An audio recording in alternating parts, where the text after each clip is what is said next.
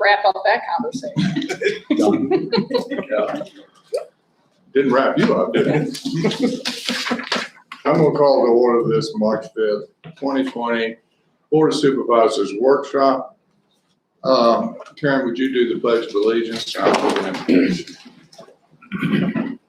I pledge allegiance to the flag of the United States of America and to the republic for which it stands, one nation, under God, indivisible, with liberty and justice for all.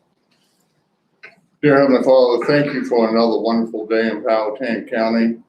And please know that we are very grateful for all the blessings that we have in this county and this country. Amen. Amen.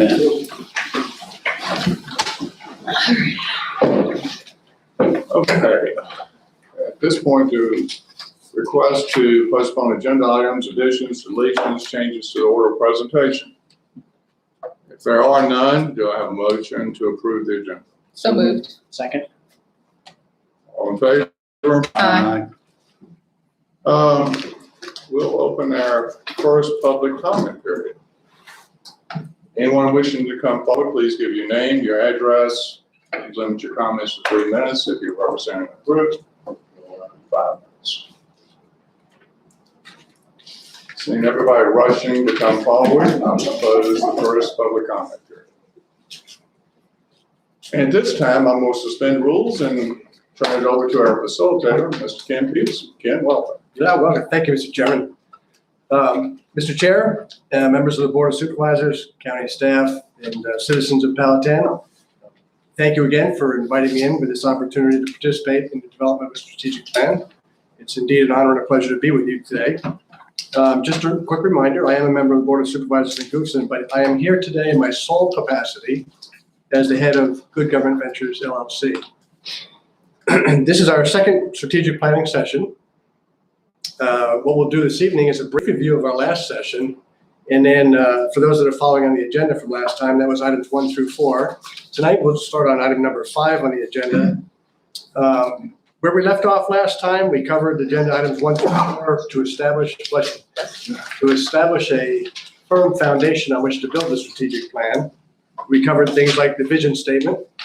And, you know, I'm often told that there are famous last words. And like, I wonder what this button does. Or what color wire was I supposed to cut? Or a vision statement's only 1 or 2 sentences. How hard could it be? Well, we found out how hard it is to write 1 or 2 sentences last time. And last time I purposely didn't leave you any cheat sheets or starter information. We just brainstormed from scratch. We struggled with it quite a bit and tried to come up with something that was close. And so tonight, you have a handout tonight that has a bit of a cheat sheet that has some starter words on it to jumpstart the process as well. We also talked about a mission statement, the proper and appropriate role of local government. We talked about setting and accomplishing goals to realize the vision for the county. We talked about core values as a signal to constituents and to each other and what your guiding principles are. We also did a SWOT analysis to develop a common understanding of the current state of affairs of the county. Now, we learned a lot last time. I think the board members may have learned some things about each other too, because you bring a variety of backgrounds, different educations, different experiences, and different backgrounds, and you come at things from a different perspective, but also with a mutual respect for each other and in a safe environment where we're free to discuss issues without fear of recrimination.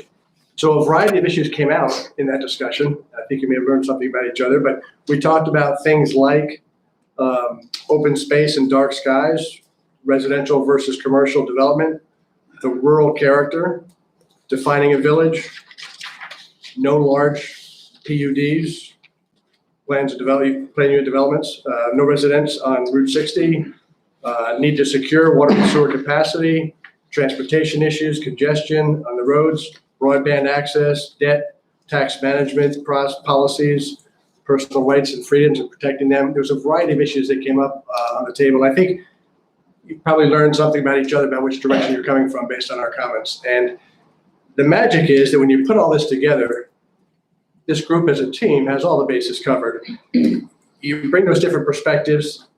As each piece in a puzzle. And when you put it all together, you come up with a pretty beautiful mosaic that is Powhatan County. So I congratulate you on launching this effort, and last session was a very productive one. I'm looking forward to another productive session this evening.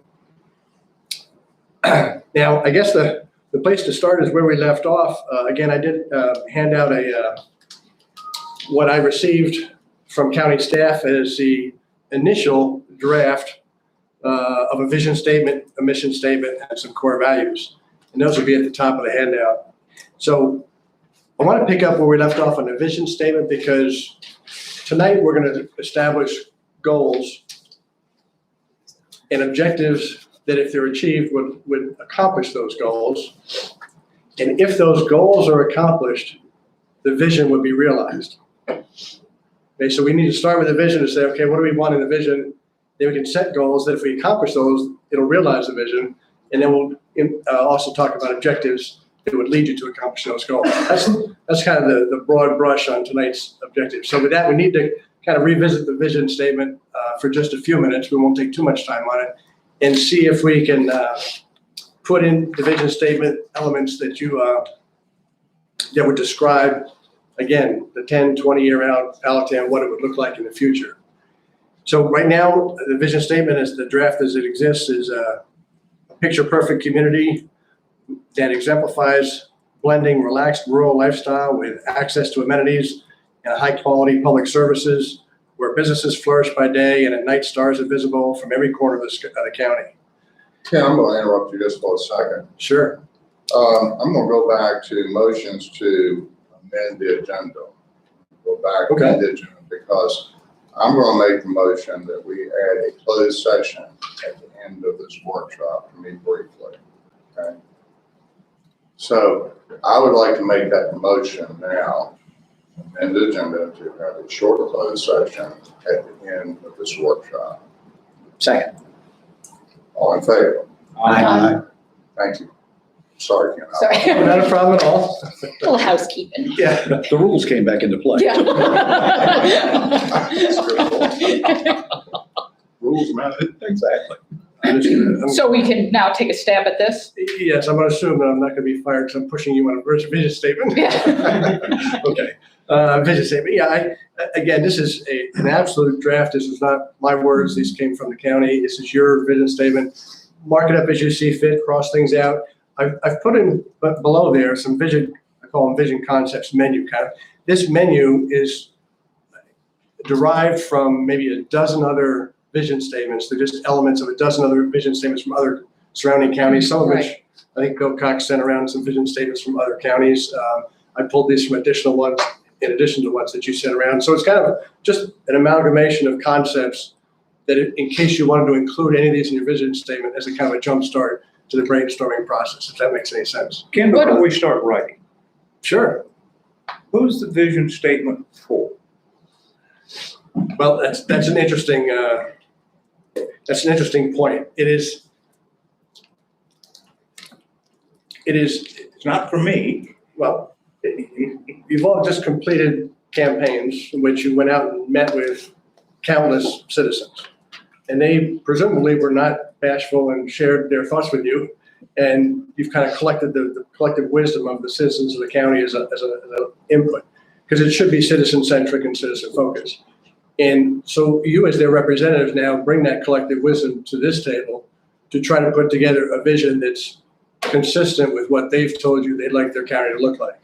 So this is not you superimposing on the county, it's you're collecting up what the county's vision is and then putting it into words and sharing that. Now, this won't be final, well, it's up to you guys, but we'll talk about the process next time, but the process would be to come up with kind of a near final draft of this, take it out to the citizens who run it once around the bases to get before it's finalized. So it does, in the end game, does represent what the citizens see as their future for their county. Does that answer your question? Yeah, it does, because the reason I asked that was the vision statements I sent to everybody. There are those that are slogan-like, Prince George, a global community where families thrive and businesses prosper. And then there are those that are much longer and more involved, use adjectives and adverbs, okay, rather than just nouns and verbs. And so That was the reason, if it is for external process and for our staff, one of the things that I find troubling with our current one is I can't remember it. It's 199 words. And so as we start, that's one of the things I would like to be able to do, is to have a vision statement that is easy for the members of our community, members of our staff, and in fact, the board to be able to talk about rather clearly. Yes, even if they don't memorize it word for word, they know the gist of it. They know the direction you're headed. That's a very good point. Who's this for? You've got a variety of constituents as members of the board. You've got citizens, businesses, internal employees. You've got a variety of different constituents, and this is kind of a shared vision among all those different constituents as you understand it. Again, as a draft, you'll get final input from folks, and they'll let you know what they think. But so this would, now to your point, some folks have said, taking it from a direction of global diversified. Some have said founding fathers protect the rights. Some have said, pretty and inviting and welcoming and tourism, and it reflects the different counties and where their minds are at and where their heads at and where the direction's going. So this is what this process is meant to do, is to say, what is Powhatan and where is it headed, and what kind of future does it see, and what kind of vision does it have for the future? And every county is different, so. What if we simplified it, to your point? Well, Like, Goochland has 20 words. right, well, that's what I was gonna say, a welcoming community that exemplifies blending relaxed rural lifestyle with access to amenities and high quality public service, period.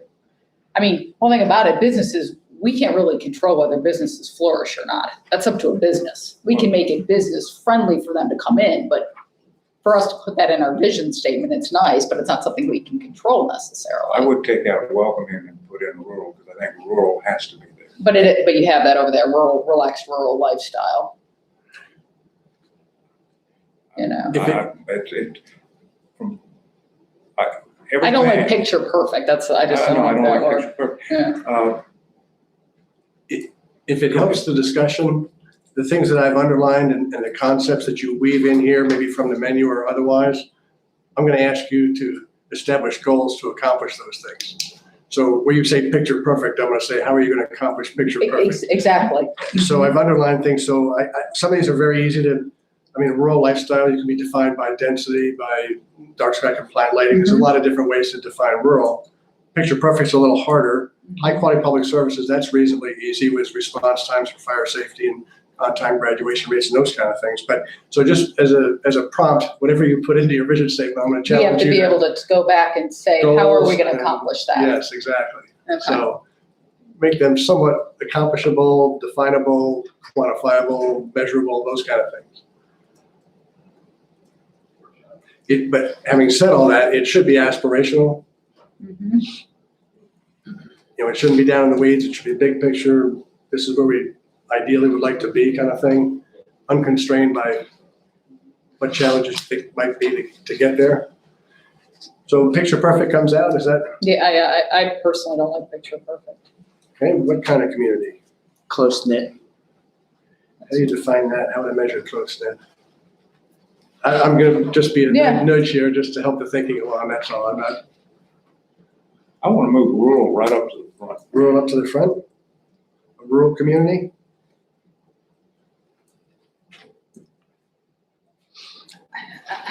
And the rural lifestyle, the rural part of lifestyle can be changed to something else. I like the rural lifestyle though. I like that because Put that up you front. like, Put it up front, the rural lifestyle. What about a vibrant community? What was that, Mike? I'm sorry. Vibrant community. Because I like that, when you take the rural, I like the lifestyle I like the lifestyle. more so than, Yeah, yeah, because we've got Mhm. areas that Or some people not may not call rural. right? Yeah, and some yeah. So people I think may, that's more realistic. But I think the focus, Mhm. as we all collectively went throughout the community and heard citizens, even in previous board meetings, rural is a word that comes into play Yeah. with most everybody. How would we, I don't think so, how would we define vibrant? Yeah, I mean, I was waiting on him to ask me that. I was waiting on Ken to come out, and he didn't come up with I that. don't want to Yeah. be too much of a nudge here. I like the word, Yeah. I just, Yeah, I like the word too. Well, it wasn't a brainstorm, it was right there, second row, second word. Well, don't worry, welcoming was over here, so I kind of picked what plugged in. I don't know, when I think of vibrant, I think of, Active. Alive. positive, Yeah. energetic, people that are very friendly, Yep.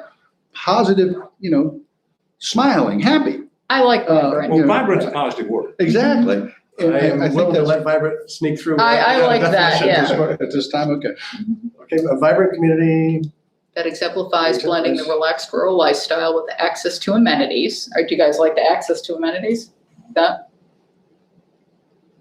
And high-quality public service. So what are our amenities? When we Not a start lot. talking about access to amenities, one of the things that we're telling people is, look, if you want, when you leave Chesterfield and come here, Right. You're you're gonna have not it. gonna have the same level. You're going into a little bit different, so Amenities. actually gonna be fewer amenities. Yeah, the Let's amenities cancel. is like, that's what I'm saying, what are the amenities, or Yeah. maybe there's another word that we can find in How place about of amenities. About proximity to amenities. Vibrant community that exemplifies blending the relaxed rural It is, lifestyle do we with want to talk high-quality about public our neighbors, though? services. You could just take that out. Actually, one of the selling points, I think, to Powhatan is you get a rural lifestyle and you're you 12 can still minutes get to- from, Westchester or. Our The only thing proximity is, is but it's- important, I think. Our proximity location, I don't know that it goes into I don't think it goes- proximity to amenities.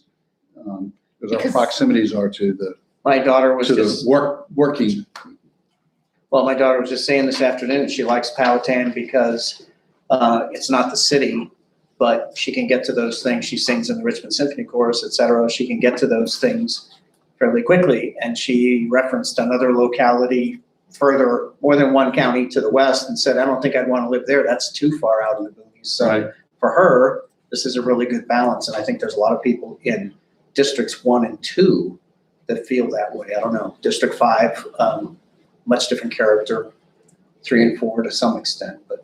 Larry, if you're picking up on what you said, if you go back and say blending relaxed rural lifestyle with high-quality public services, and now we go into proximity or Yes. put the, That's fine. The only thing though with the It proximity de-emphasizes though, it. so how do we, I don't know how to get those last few words.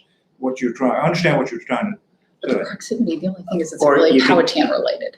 You could use I mean, you're giving convenience. kudos to another locality. I don't know if I like that, but I'm With okay. high-quality public services, By the way, since we're on that, since you just said it, instead of high quality, I would like excellent. so what? Instead of high quality, I would like excellent. Public Because service. what's high services. quality to some people, I mean, Okay, you can picture former car mechanics, what they consider high quality, I might not, but excellence, I think everybody understands that word. yes, because With we access to more aspirational, urban, so more, Yeah, access to right, more yeah. urban we're shooting amenities? for greatness here. Access to more urban amenities? A vibrant community that exemplifies. Do we want to highlight that in our No, but vision Larry's statement though? point, we're talking about what his daughter said, that's. I know what you're saying. But my point being is, that's nice, but it's not Powhatan. You know, I mean, you have access, but I mean, it's not gonna be a hill I'm gonna die on, but So we just end up with You don't want to just leave rural lifestyle because some excellent, people. with excellent public services and just leave it there? Well, if you just put in rural lifestyle, which I like personally. I like that. I'm a country boy, but if you're thinking of moving here from Nashville, Tennessee, and you don't want to be stuck in the boonies, but you don't want to be in the heart of the city, what they read on the website, you want to describe what we are. What we are is rural on the edge of a, 2.5 million people metro area. I think that's significant. I think we're in a good, I think it's a good thing. As you're talking about this, I will tell you, from having been here so long, years ago, 40, 50 years ago, everybody said Powhatan was the boonies. That's exactly what they said. It's the boonies. Well, the interesting thing is we really haven't moved, have we? So we're not the boonies. And I like the idea of the proximity to amenities. I don't know how we include that in here, but I think he's onto something. And I don't know if it makes it that we're applauding our neighbors. I think it's that, because I did hear people in traveling that they thought, it depends on your perspective. Some folks from Northern Virginia live in, they live in Tillman Farms, and he works in Northern Virginia, and he liked that, because but he likes the proximity to Richmond for his leisurely life, but his working employment was Northern Virginia, which wasn't a big deal.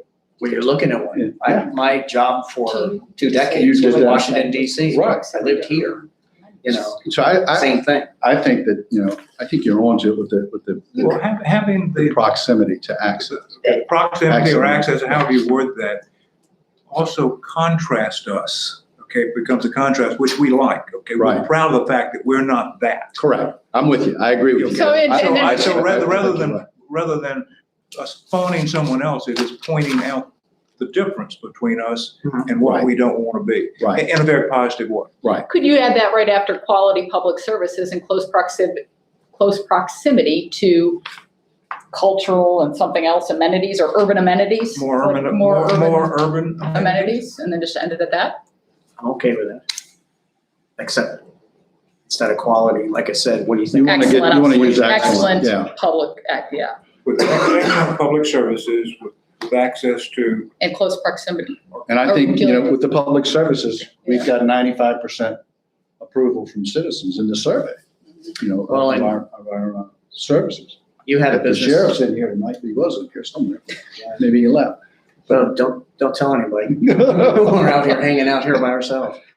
You had a business for years on Route 60, and I'll bet you some people came from the east, came from Midlothian, came Yes. from Richmond to shop for cars at your Often. business. Often. If you were just rural and out in the boonies, that probably wouldn't have happened. And I'm thinking, there's a small business that Close proximity to urban friends amenities. just decided to meet there with my wife, and it's here in Powhatan, but they came from Midlothian out to this business, which Right. I won't name, Right. but it's because it's convenient. Yeah.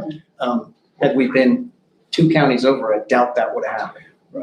Wordsmith here's got something. All right, I think a vibrant community that exemplifies blending relaxed rural lifestyle with excellent public services in close proximity to urban amenities. I mean, I'm no long fellow, how's that? Close proximity. We're gonna revisit this, so is that good enough to think about? What do you think, boss? To urban. What do you think? Can you go through that one more time? I'm gonna pull out things I'm gonna ask you to establish goals. You gotta understand, they didn't really learn to read and write at West Point. It's just what he picks up from TV, It's hard so to go keep- slowly It's hard to and just keep up 2 with bigger syllable things. words. But they never got A seasick. vibrant community I never got seasick either, as far as you know. exemplifies rural lifestyle Got it. with excellent public services in close proximity to urban amenities. I will tell you, there's nothing worse than first getting underway on a submarine with no windows Do you think for we the need to first 6 add or 7 anything hours on the about surface. business Is there any sense, Stuff like okay, that's that. before you go down, there's no, after you go down, there's no sense of motion. It's gotta be deep enough to go down. I think That's the problem. What do you guys think about the business flourish? I don't like that star, the night star is visible every I part think of the that's county. wonderful. But it's not reality. I mean, It if most you, certainly is where I oh my live. God, yeah, but you go by the prison, the glow on 7-Eleven, you don't see a Oh, star. well, I don't, you, I know. that's because you live so close to Goochland County, that's your problem. Yeah, no, but I guarantee most people that you go in, you have to have things that are realistic. Okay, before we get to there, rather than where businesses flourish, where business flourishes. So do we want to add that or leave it No, at the no, other no, one though? where business flourishes is a better term.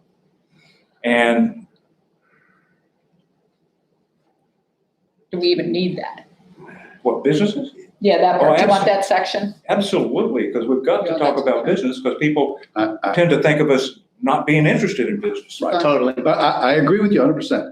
I don't know that I agree with flourishes. Okay, but Because it's, If I'm in business, I like the word prosper.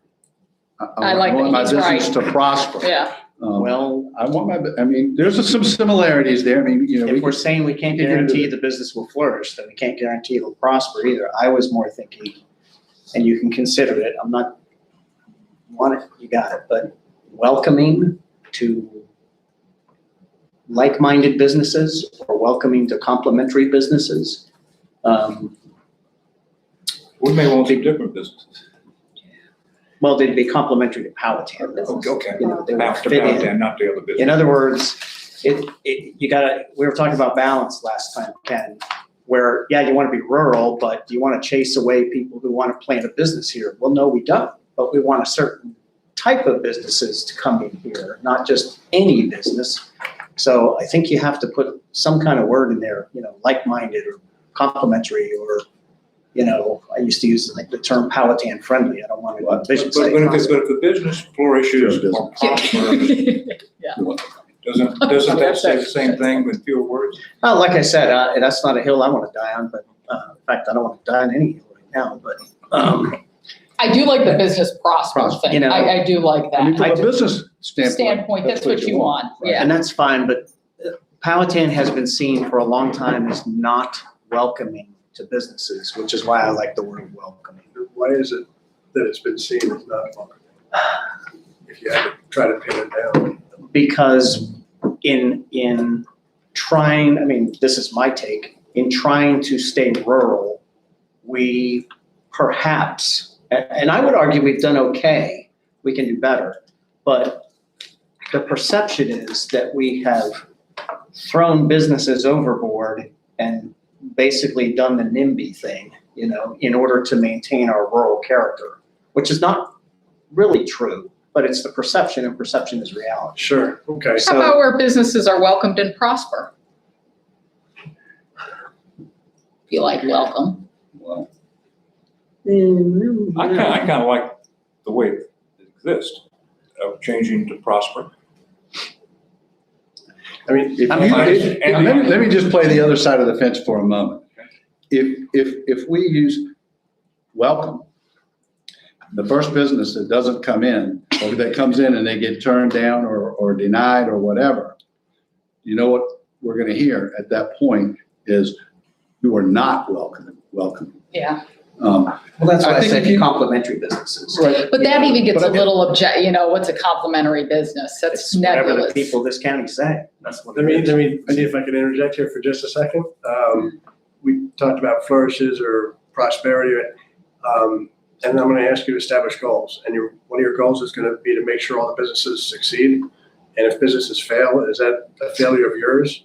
I No. see where I'm going with this. Yeah. Sure. Now, let me come out from a different Sure. way. If you instead go down the route of business friendly, how do you define business friendly? Right. Cost of doing business, tax rate, Right. regulatory environment. I mean, I could go through that. And what I've heard from others is that government can set the table. You can't make businesses eat. So They're going to invest their capital. They're going to make an assessment as to whether they're going to be able to succeed or not. And that's their calculation. Correct. They invest their capital, put it at risk, and then see if it works. In order to entice them in, like I said, you can set the table. And that's really about as far as you can go. Exactly right, because So if that helps 75% clarify of some small of your thinking. businesses fail.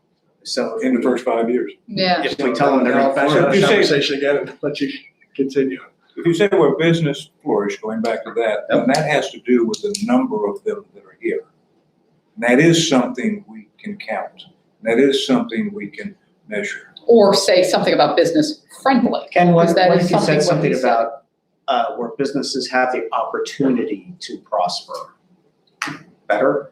Yeah, Opportunities are yeah, better. that's better. Mhm. Boundless opportunities. I mean, there's, That's that's better. better than if a business fails, gee, our goal was to make sure they succeeded. That really wasn't your goal, to make sure they succeeded. Right. To pick winners and losers is not really the government's. I got asked once why we put a McDonald's there instead of Wendy's. My answer was, we don't put anything anywhere. Businesses decide to come or not and risk their capital or not, so. Correct. Yeah, um, I like that, where businesses are welcomed and prosper, or wait, what did we just say, where businesses, Opportunity. yeah, where businesses have the opportunity to prosper, sorry, I'm still written all over here. Now we do have to do the last sentence. Oh, wait a minute, read that, say that. Where businesses have the opportunity to prosper, and then we gotta think about something else. It's where business has, not plural, where Yeah. business Business, has oh, sorry, the yes, you are opportunity. correct, business.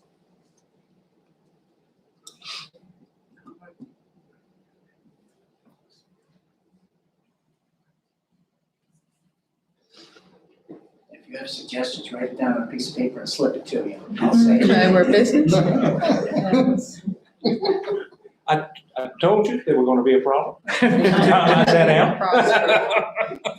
What do we want the last sentence to be? I'm sorry, well, let's go back to the first part of that sentence. So read it again. Tell us, yeah, exactly what Bill said. Where business has the opportunity to prosper.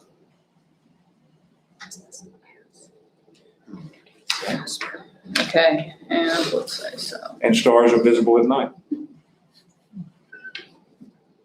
I didn't think you'd really do it.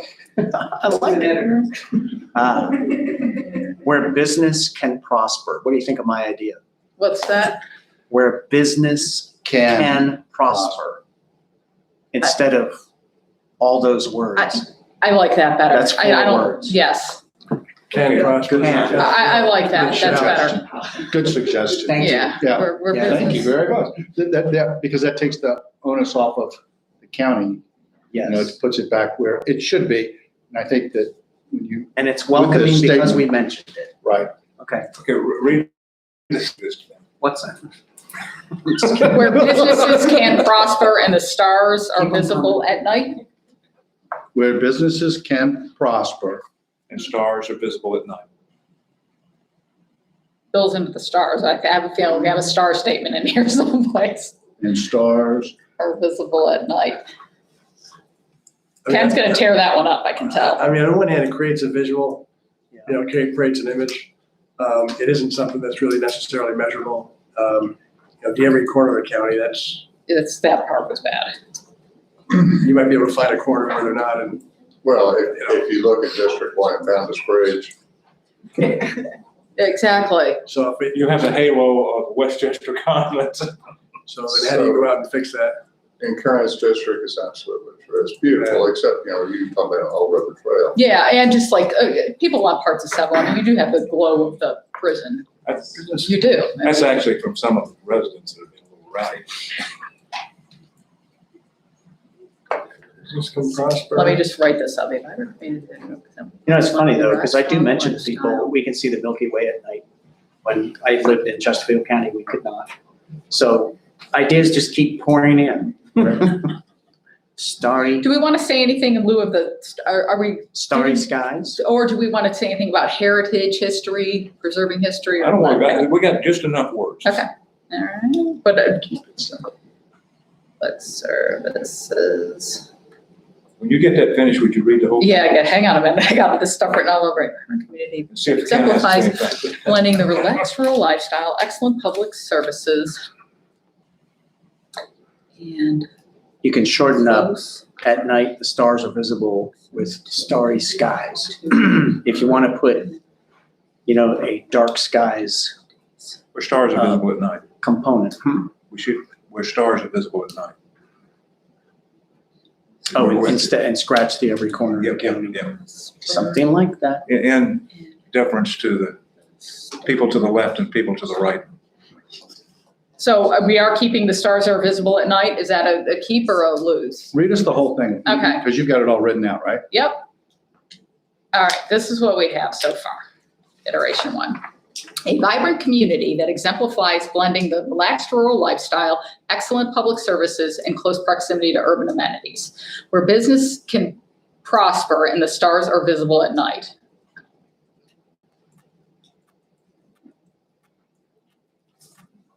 Where business can prosper. and Yeah. stars are visible. The stars really represent the environmental aspect of the county. I like that. I'm okay.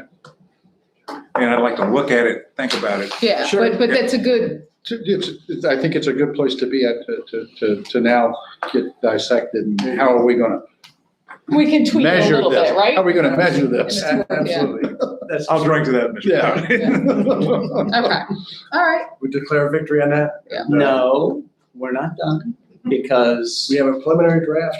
protecting rights and freedom, that is the purpose of government. And we don't have a thing about that in here. But I quoted the Declaration last time, and I'll paraphrase that, to protect these rights, governments are instituted among men. That's the purpose of government. And we haven't even said the primary purpose of government in our vision. So something about rights or freedoms, protecting them, I would lobby for that, however you want to fit that in. So I'm only one of five. how do Could we we- measure, how do we measure that? I mean, getting back to Ken, and you have that in yours. I don't, No, they have, In Goochland, Oh, they yeah, did. it's in Goochland, yeah. Goochland's vision statement is. so how do you measure that, Ken? Well, Other than you your got the book? vision statement, a mission statement, and core values. The vision is a vision for the county. For the future, The so. mission of government, mission statement of what is local government's job, what they do on a day-to-day basis. Right, That might be. that way we can implement it. I'm okay with that. Just as a place to, the mission. Isn't that good negotiations there? As long as somebody. Such compromises. But I agree with that. I like that too. Okay, I'm glad you agree with the I like Declaration of that. Independence. No, I That's a mean, good start. the point of mission. I understand. So then we add a second sentence to the mission statement here. The first statement is to provide quality public services in an efficient, effective, and accountable manner. And then go on to protect where citizens' rights or freedoms are protected or. Do we want to go back and use excellent as opposed to quality for services, public services? I like that. And To keep it Keep uniform. it uniform, exactly. Mhm. So we use excellent. I inserted the word public, that's why it's in paren, because there's Right. other services that the government doesn't provide. So we use excellent. I inserted the word public, that's why it's in paren, because there's Right. other services that the government doesn't provide. To Excellent provide, as opposed to quality. to provide excellent public services. To provide excellent. In an efficient, public effective, and services. accountable manner, and to protect the rights and freedoms of our citizens. How about something like that? To provide excellent public services in an efficient, effective, and accountable manner. And to protect the rights and freedoms of our citizens, or something like that. No, just hang with that. That was nice and clean.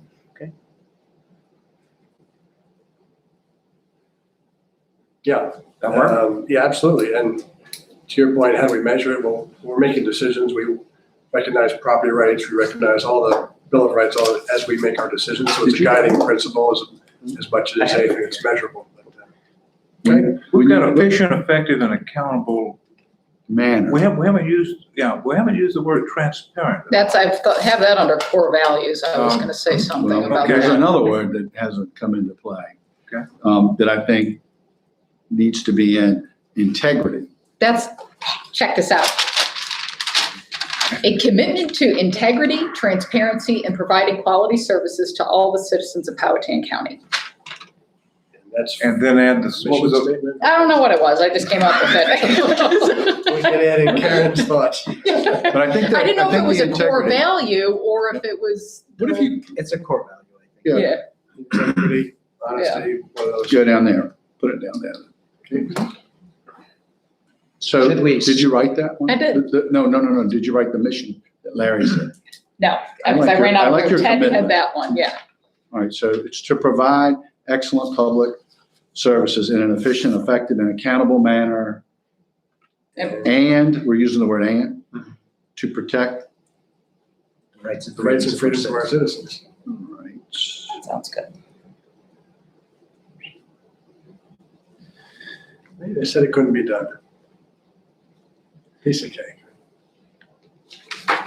The Army and the Navy put it together, didn't they? Yeah. Working together. And in Annapolis, we learned. And here we thought they were gonna be at loggerheads. No help from the Space Force either. Space Force. I can't wait to see that academy. I think it's already open in one part of Disney World down there. so are we finishing, Joe? I thought we Go home now? Wherever they keep the alien, section 49, wherever it is out in Nevada. I'm sorry, Bill, what was that? Nothing. Being candid. All right. Core values? So was that thing I read, could that be core values or is that more missioning? Well, I think just use the one word integrity. If we're going with core values as words or snip phrases, integrity can be one of those words. That's what we're talking Just about. kind of a value list. We can put integrity, honesty. I think you scratch quality because we've mentioned it twice already. Yeah. Yep, I agree. But we insert integrity. Insert integrity instead of quality. Transparent is there. There, you got Yep. that. All right. So the core values, that's just like snippets of words that basically accomplish it. It's basically a linear list of values. These are the things that we value. Cool.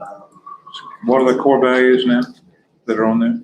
Well, we scratched, Quality and Quality. added integrity. Quality, integrity, and transparency, right? Yes. And service to community still on there. Yep.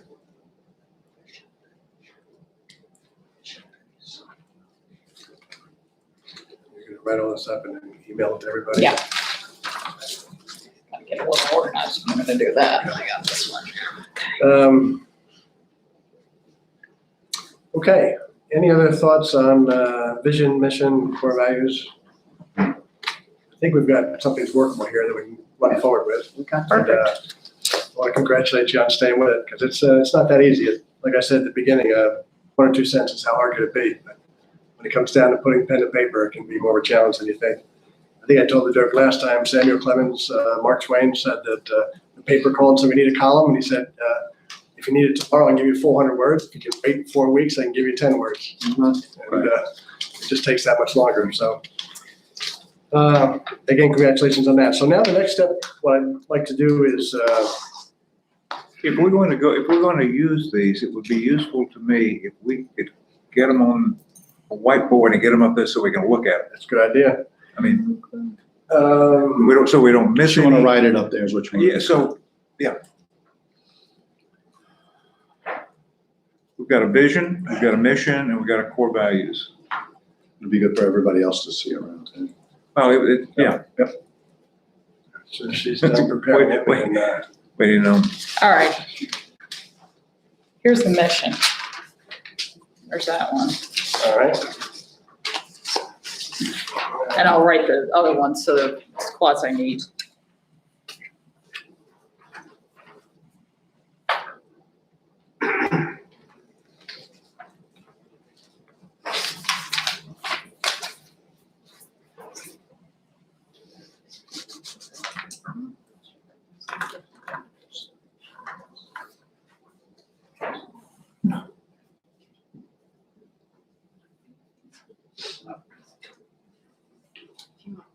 And then you can keep going. Oh, good. All right. I don't know how neat my printing is, but I'll try.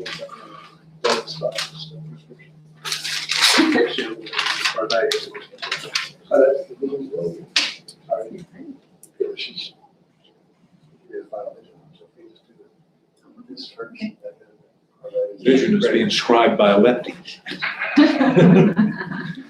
It'll be very good.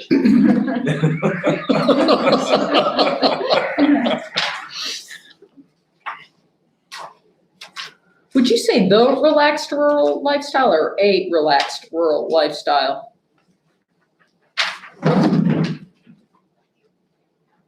Or Hey, I would think A. Do you agree? yes, Mark. David, you've been, How would I do it in French? you've been letting the Oh, discussion flow. Do you have any thoughts on so far? Yeah, but I'm keeping them to myself. I noticed that. Keep us out of trouble. Trying to draw you in. I don't want to mess up the good work that's being done. Well, I say, everybody adds something, some by entering the room and some by leaving, so. Sometimes you add by, Exactly, there you go, less is more. exactly. Just want to make sure that we had your thoughts in here as well, so. If you have veto power with the gavel or not, but yeah, some powers down there. All right, so I guess what we're gonna do is, try to establish some goals. Again, that if we accomplish the goals, that vision will be realized. So these are the goals that take us toward that vision. And, so what we'll do is we'll look at the elements of the vision once we have it up there, and we'll pull out the concepts that you've woven into it, and then establish goals for each of those concepts that take us toward the realization of that vision, if that makes sense. Everybody with me so far?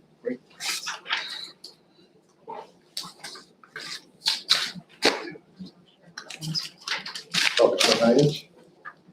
Oh, This is the Trumbull Manor and where? it's just, And to protect Take two the rights pillars. and freedom, And- sorry. Yeah, sorry, I was trying to write that a little fast. To protect the rights and freedom of our citizens.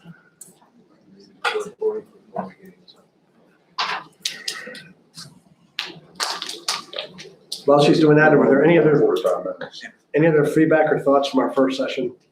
We went through the vision, mission, and core values, or anything generally? When we went through the threats, did we include the Cumberland landfill that's being proposed? Not, The traffic, we We talked talked about about the it with the, The result of Yeah. traffic? we did talk about that. Go into any more Talk about aroma or specificity. any aromas that might waft your way or anything like that. Aromatic trucks. Yeah. Any other feedback or thoughts on the first session? Was it helpful? Did you? We're getting someplace, right? Yes. I think you're doing great. I mean, Good. that was our hope, that at the end of 3 sessions, we'd have framework for our strategic plan, we'd have these pieces, and so here we are, 45 minutes into the second session, and Yeah, got that worked out. Got the beginning, the foundation laid. Now we'll do the goals and objectives, and if we get to measurables, that's great too. And, Okay, but you guys are doing well, really well cooperating in the wordsmithing, because sometimes I can get kind of contentious, but you guys have been doing a great job of keeping an open mind and working toward the objectives. So that's great. So on the vision statement, we had, I guess the first part was we were blending rural. I don't have mine in front of me, but we were blending rural, so maybe we'll start with goals to realize your vision of a rural lifestyle. mhm, Goals around that. Thoughts on, well, here, let me just give you a little preamble. Some thoughts to think about as we go. As you're realizing this vision and developing goals around that.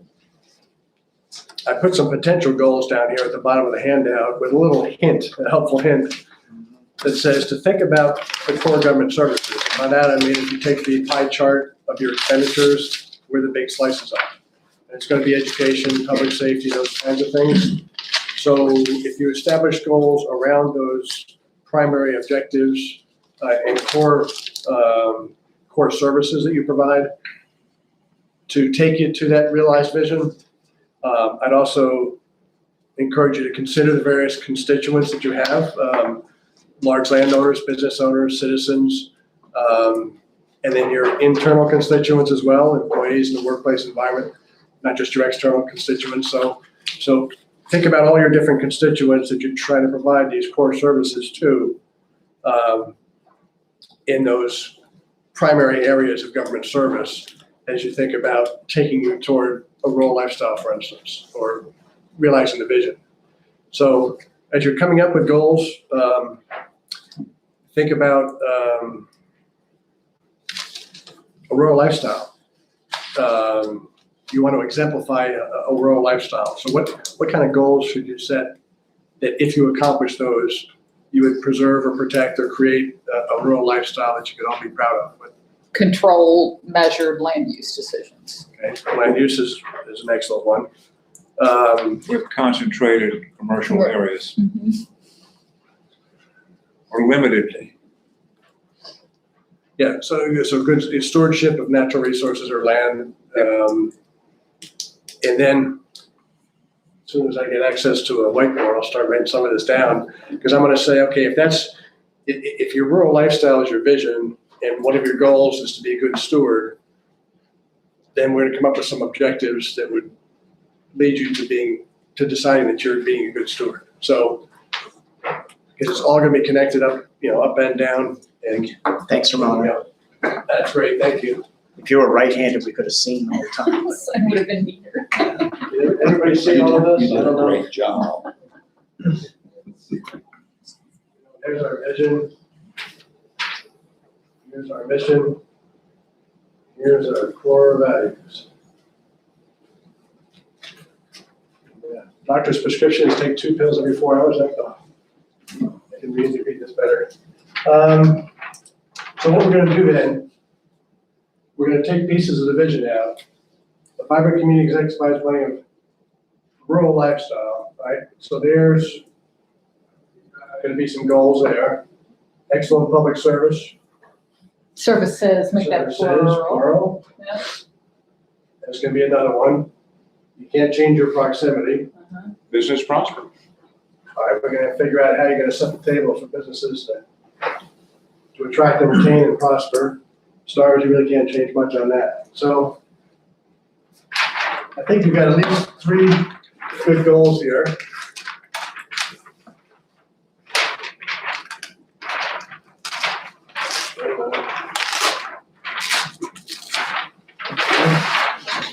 Put this right here.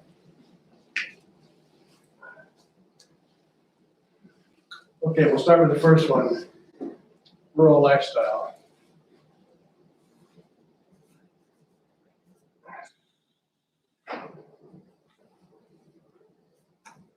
This is gonna take you toward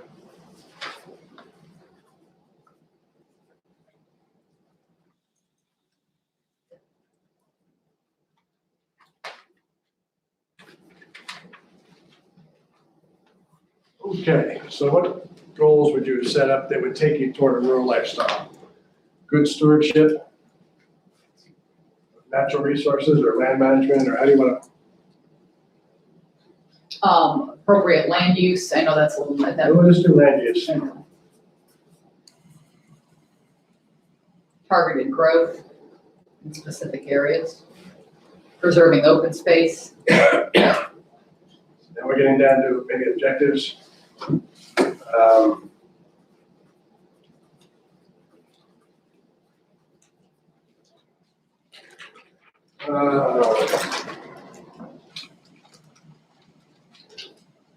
Talk about densities or Yeah. villages or. There's a bunch. Appropriate density, and all that you have to define later with a more clear objective.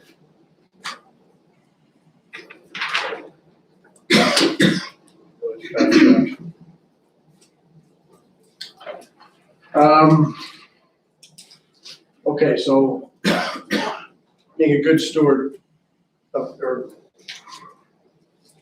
how do you want to define lifestyle that brings you, or land use that brings you to a rural lifestyle? What would your goal be around land use? I think having, like, one of the things I've stressed is having kind of a cap on development, like where with residential, I don't think, like, if it's a rural community, if you have these huge sprawling subdivisions with, hundreds of homes. So how you can kind of limit that to a Okay. specific size and scale. Okay? Exactly what that is tonight, I don't know, but I think that's one way to preserve it. Can we go back before we go forward? Sure, let's do that. Village concept. We've thrown away the village concept. We have one village. The whole village concept up and down 60-something, we kind of, but we have a village, which is very important to us. But that whole concept of having. Did we get village- rid of the village concept down at 288 and 711 too? I know we switched that to economic opportunity. We're not gonna, we don't have all these little villages there. Oh, yeah, no, you're right. Okay, which is what, Yeah. that's what I heard when you said village concept. Yeah, well, I didn't say village concept, No, what I I said brought up village was for our concept. last session, there was a comment made about defining the village boundaries or limits Yeah, or right. expanding The it courthouse for village. that village, Mhm. yeah. Courthouse So village. it's addressing that, but then, back to land use.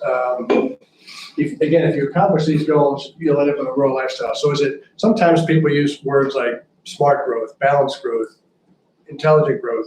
There's gonna be some growth, and it's just how you manage it, and there's gonna be some development, commercial and businesses, because you want to attract some, but it's where you put it, how you manage it, those kind of things, so,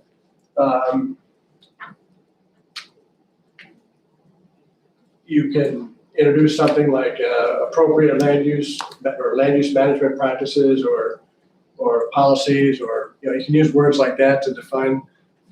Because again, if you do this, then you have that. So what is it what goal are you trying to accomplish? We're trying to balance our residential and our commercial against each other, really is what we're trying to do. Yeah, actually, So we're gonna get into the comprehensive plan there? Would that come into play? Yes. Parks, it would yeah. be as a way to Measure? accomplish the rural commercial balance. The comp plan would show where that is, so that's an underlying piece, but, so balanced growth. This is all under good stewardship or stewardship of land use.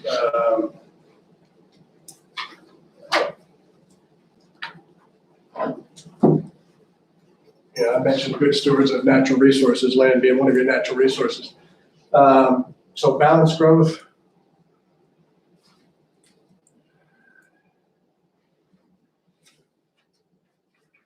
So this would take you to, what other goals would you like to establish? I mean, 2 or 3 goals we're shooting for here for each year. 2 or 3 goals. How about maintain the county's rural character and historic resources? You've heard that before. Goochland. So you're talking about more than one point under. Let me ask you a question. Yeah. Did we define what a rural lifestyle I is? was just gonna say, what is rural What is a lifestyle and rural character? lifestyle? Because if I'm living in Founder's Bridge, I'm not experiencing a rural lifestyle. I mean, it's just not.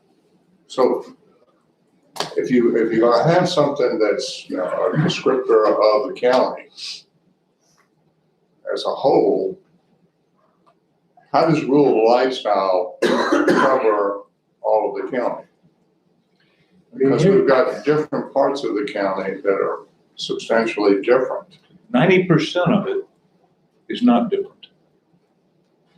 Maybe Well, 95%. I'm just going to, like I said, we're going to be hopefully doing economic development east of 288. We've got Founder's Bridge, we've got the Independence Sales. But even with our growth areas, they constitute only 5% of the county. Just saying, what is rural lifestyle? I'm not sure I can define that right now sitting at the table. We've had conversations in the past, what is rural character, and I remember John Rick one time saying it's where you have all the intersections coming in at a 45-degree angle. Rural lifestyle is gravel. So I just want to make sure that we all, agree and we define what is rural lifestyle. Let's talk about it. Maybe you can describe aspects of it. Like what would be characteristic of rural? When you think Farms. of rural, You're going to have fewer Farms. community services. You're not going to have the same fire and EMS response that you will in the middle of Chester. I don't know if I put that under our goals. No, what we're talking about. We have excellent public service. Yeah, exactly. I don't know if I would do, that's a little bit of a juxtaposition But it's there. also realistic. I mean, that's what's going to happen when you move into a rural area. Well, again, I'm going back to Founder's Bridge. I'm going to have response times in the neighborhood of 12 and a half minutes, for EMS. Okay, I'm not going to have that out in the western parts So you're of the not gonna have county. it in Maybe my not house. even down in some parts of Correct. Larry's county. Well, and you have Chesterfield right there You're that going to helps have the out. rural response times. You're not going to have the more suburban, urban response time. David, I think I can help out here. Please. Everybody at this table knows that District 1 is the center of the universe, that being a given. Okay, Founder's Bridge being the epicenter of all that. No, seriously, I think of the opposites to help me define what rural is. So rural would be the opposite of city. It would be the opposite of dense suburban, growth, sprawl. It's the opposite of that. It's the lifestyle that's I'm having a Definitely. problem. But I think the word contained, not that we're going to put it up there, we contain certain areas that are city or suburban feel, and the rest of the county is rural. So it's there's an element in Powhatan County where we have designated these 3 growth areas where, okay, we're gonna sacrifice a little bit of rural in 5% of our county in these yellow areas. And other than that, this county, when you drive through it and look out your windshield, you should feel like you're in the country. You should feel the opposite of I'm driving through the city. It should be the opposite of I see nothing but quarter-acre lot suburban sprawl. Does that help? It's open space. And I would even suggest that Powhatan Village has a rural feel. Oh, it does, So it doesn't have to be, a farm certainly Of course is. it has a rural feel. I mean, we still have, the Christmas parade, we have a Labor Day parade. Right. Yeah. That's indigenous to a rural county, in my opinion. Those But- things still happen. Directly to your point, if somebody moves to Founder's Bridge, they still have access to the other 95% of the county. They still consider, they're I'm just- citizens like of. I said, I'm more concerned about what is lifestyle. Okay, That's the word. It's not rural. I understand the I think percentages and things like that, but It's what people move out here for, though. What we hear when we, I moved out here to get away from all that, the traffic, it's the slower, congestion. less congestion. They want bigger lots, generally speaking. They don't want not Founder's Bridge so much, but majority of the rest of the county. Rest of the county. Private road subdivisions, bad, good, or indifferent, that's somewhat rural. And even how we build out, like the types of businesses, the location of those businesses, and I would argue even the architecture of those businesses can convey a certain feel that can be either rural or very much the opposite. And, I always use the example of drive 5 miles toward the city and look at Route 60 in Chesterfield County. That is not a rural feel, but out here, if you do it right, you can drive by a business and it may have an architecture that, like I think last time Ken, you said it looks like a barn, or, build a gas station that looks like an old gas station from the country in the 1920s or something like that. And you get a feel when you drive by. And I know Goochland's entry point on Patterson Avenue is that way, on 6. And, you got dormers on the food line and that kind of thing. So it gives you a certain sense, a certain feel. Even in the eastern part of the county, when you move less than a half a mile off of 60 and go north and get on Page Road, that Page Road very much has a rural feel to it as you wander through it. Yeah. You're having trouble with the word lifestyle? Well, lifestyle is it's not rural, it's lifestyle. That's what I'm saying. It's not rural, it's lifestyle, so. But if y'all fine with that, that's. For objectives or the goals, I think we should add a transportation component. If you're rural, you don't have super congested roads. Generally speaking, If you're rural, you don't have what, I'm sorry? super congested roads, ideally. Unfortunately, that is perception. When I lived in Prince William County up in occupied Virginia, the traffic was unbelievable. Took an hour and a half to go 18 miles. Down here, if I sit through 4 minutes, couple cycles of a red light, to me, that's not a huge deal, but to a lot of the people that I represent, it's like, what is Oh going my on? God, here in it's, Powhatan? yeah. So, and I understand that, and they're the boss, It so. depends on how long you've been here and then. Right. Where you came from. Yeah, well, how many times have you heard? You'll get different answers Yeah. depending on if somebody's lived here for a period of time. They've noticed the increase in traffic. Like Mr. Mike. Then when you have somebody that comes here, like you said, from Northern Virginia, It's not bad. or from, New Jersey, Delaware, this is nothing. It's a walk in the park. So would that be a goal? Walk in the park. Well, No, the transportation. I don't think that you put down that we don't have any traffic. That's what No, I'm to saying. keep it, Okay, what are you gonna do with it? Okay, if transportation's a goal, what are you gonna do? We're talking about rural you link it to the lifestyle. land use decisions. Oh, you want to know, I'm talking about You this. wanna- I'm back here. We're moving on. you want to We're back know up land here. use? Are you creating a whole new, what are you gonna do with what can we do with transportation? He was saying, what are your your goals Right. for maintaining or having a rural character. To me, So this is under rural lifestyle. You see, the problem I think Mr. Williams is talking about is the lifestyle. Yeah. What is lifestyle?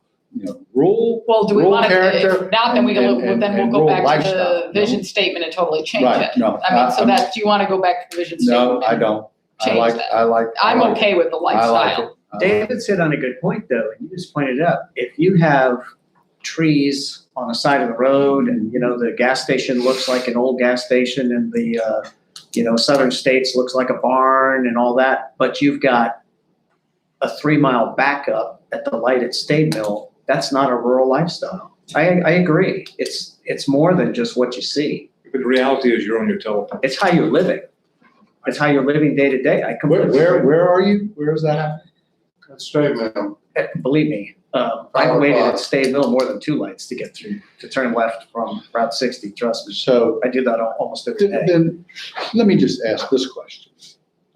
Who thinks that Route 60 is rural in Powhatan County? I think if you get past a red lane, it's rural. In front of that, I wouldn't say it's So, rural, in my opinion. All the way up to, from, when you get west of Red Lane? Rest of red lane to Integrity Cumberland. Auto Sales, Food Line. I still think it's fairly rural. Yeah.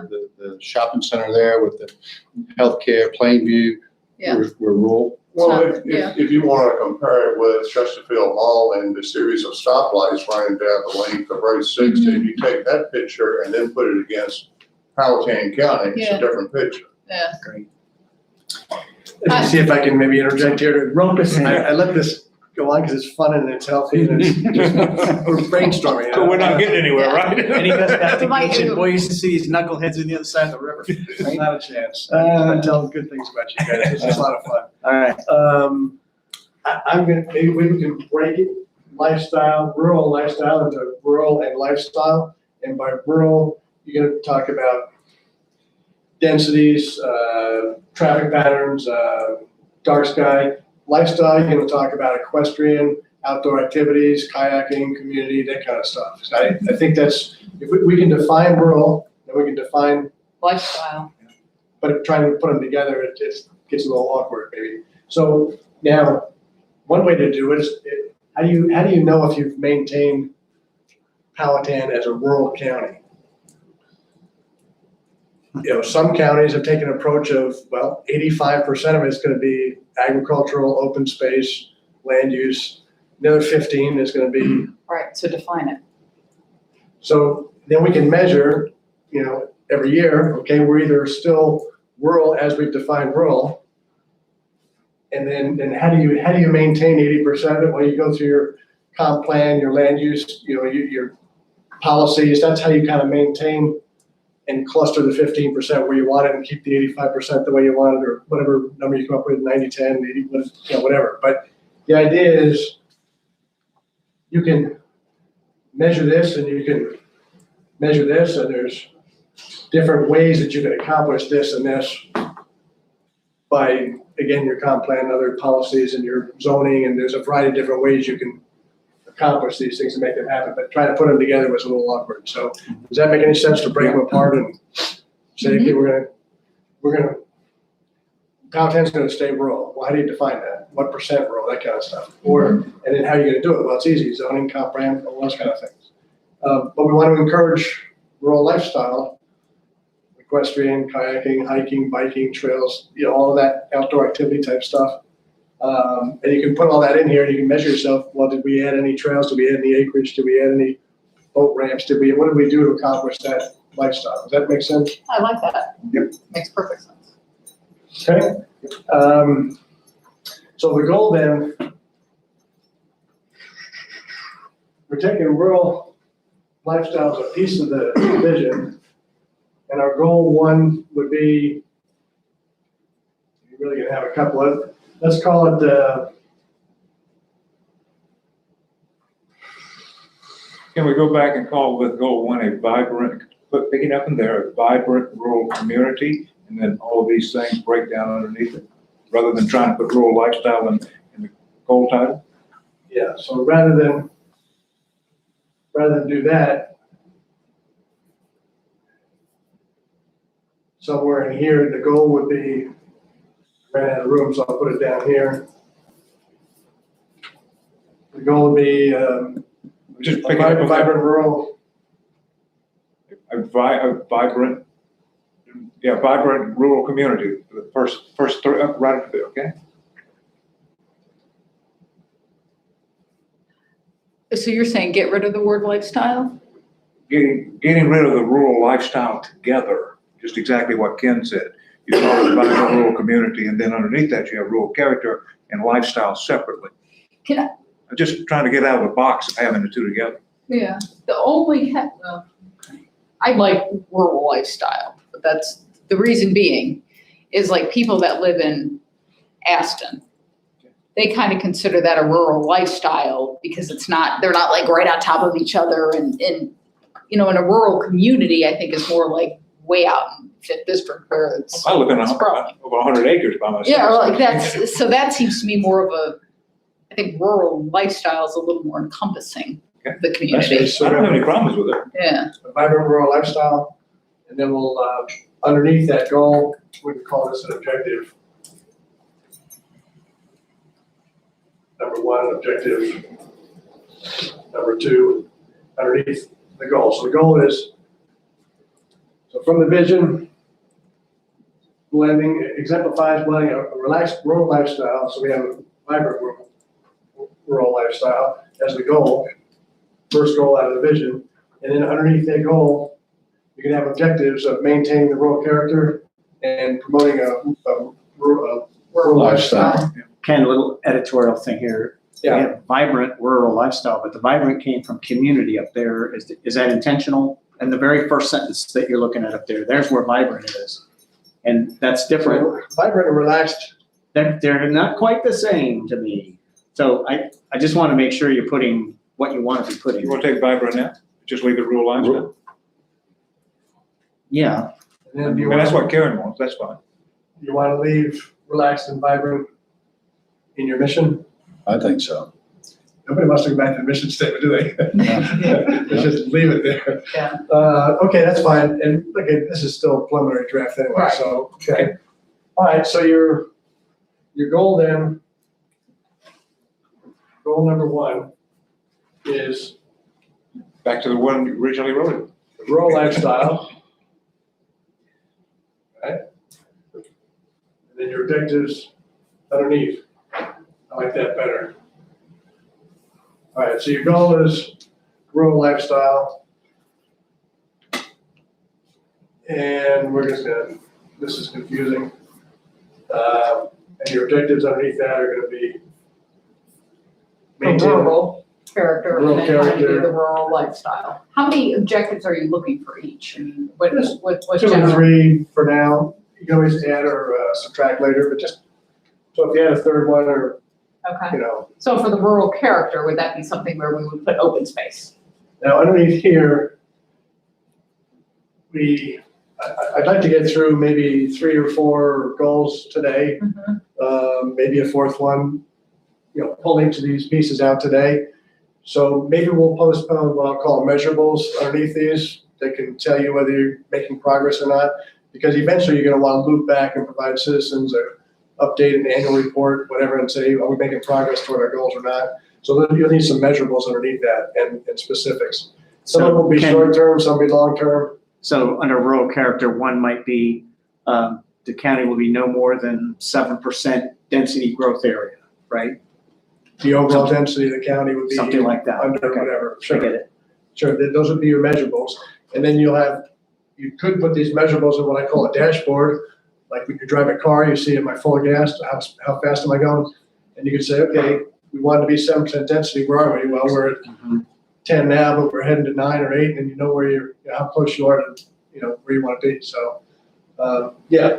So I'm going to postpone for just a minute, going into the measurables and the gates and the milestones and that kind of stuff, and really just try to focus on pulling the goals out and then coming up with a couple of objectives underneath that. So with rural lifestyle, really just the two, the rural character and the rural lifestyle. Is there any other goals on rural lifestyle?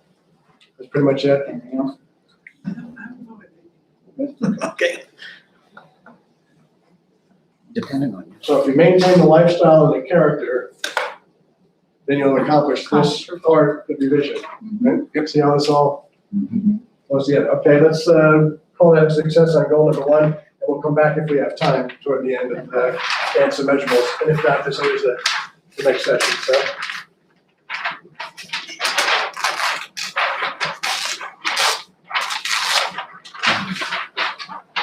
Okay.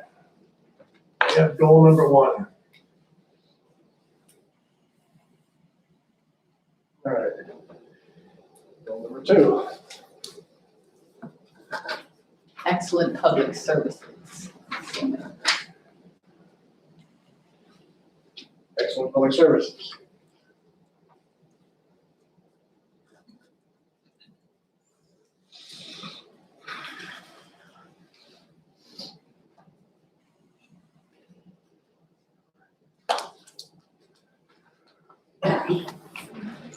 Okay. About some objectives. One way to go is by the different core services. Quality education, Schools, yep. That's excellent education. excellent education. I heard the word quality there. Excellence in education. Okay. Again, there's a number of different ways to measure excellence in education. Well, And we do have elected Can I officials that can I are, just put education, because I'm gonna put excellent before every one of these public Yeah, services. yeah. education's fine. So excellence is the overarching goal. So I'm just gonna put education.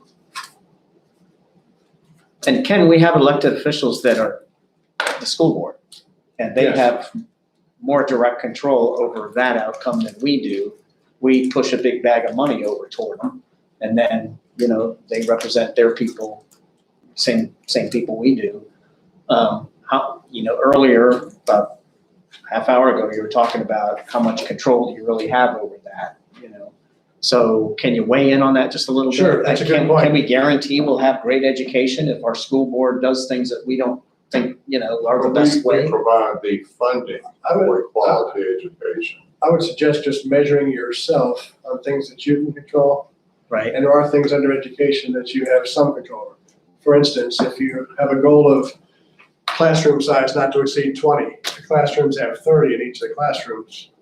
So So- they come to you and say, we need capacity, right? I mean, there's things that you have some control over, but you're right, I wouldn't measure yourself on something that's outside your control. like outcomes of test scores, for example, I think, but funding would control things like whether we put an addition on a school or not, or, you know, the buses we're considering, things like that. Okay. Funding special programs, enhancements, summer schools, pre-K, I mean, there's things you Dual can do enrollment, to fund Okay. enhancements. But again, you're right, I would just measure yourself on things that you can control. I gotcha.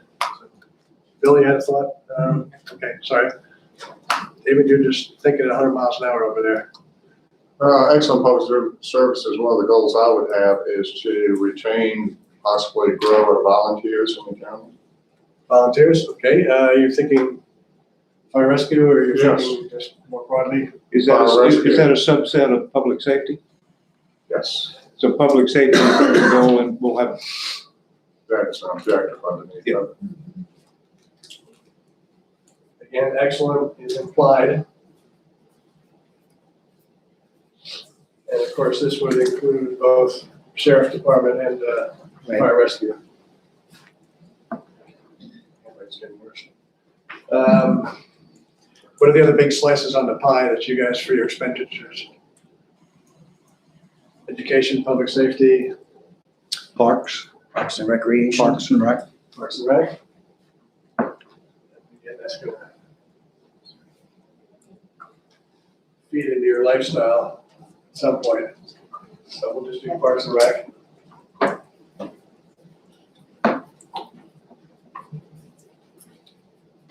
Do we want to change number 2 or make a different one and include the word health? Like, I'm thinking free clinics, social services and all that, public health and safety, whatever. Would that be more social services and, Could be. Could be a separate, separate? Social Yeah, for more, public that's, social services, would you have help underneath? A more broader piece to that? As long as we include it, that's all I'm, I don't want to miss that piece. I want to break it out just because there's gonna be. Because that's a sheriff, fire, different rescue. animal, yeah. You're gonna have a Yeah, I lot think of- that's a fine. different You have a fine. lot of measurables there, I think, so, health and social services. Was maybe community health. Why don't we just use the word help? Works for me. That leaves it much more open.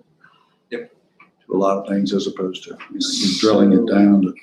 Where does, what kind of category would like the library fit into? Those types of things.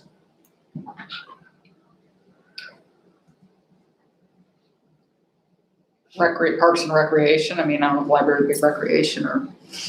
Not really. No, that's a different. Education, I thought, yeah. education. Okay. in there. Let's see, Where do we get to broadband? Where do we get, isn't that a public service? Or is yeah, that let's something- just infrastructure, because you're gonna have water and sewer and That's broadband. Yeah, true. okay. Do infrastructure.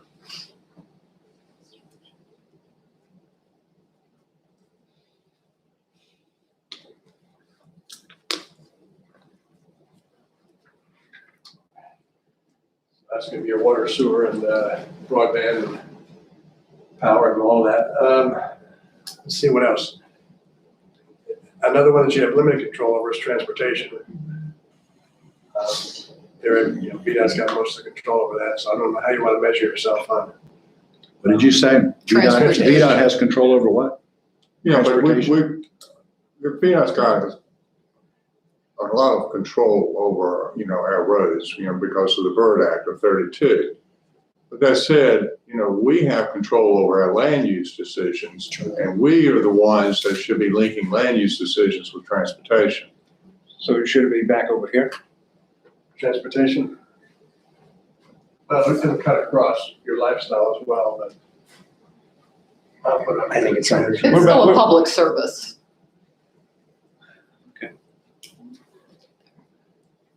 Yeah, it could be. Well, that's true, and we also have input to smart scale projects and that kind of thing, so we have a voice in Well, transportation. and what we're doing with 7-Eleven on the shoulders. Right. Yeah, we have a Correct. big input to transportation, and you can measure it. Traffic lights, roundabouts, anything that directional signs. What other slices of the pie? Your budget. Public service. We leave that in your department, Ramona?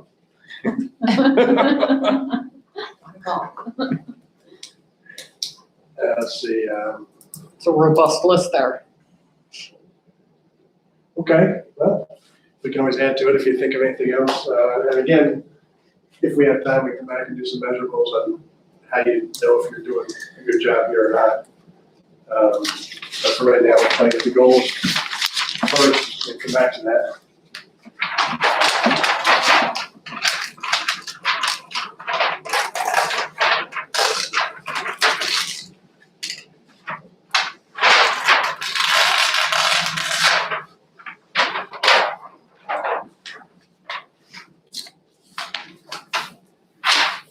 Okay. It's time to talk about the money, Businesses can. financial management.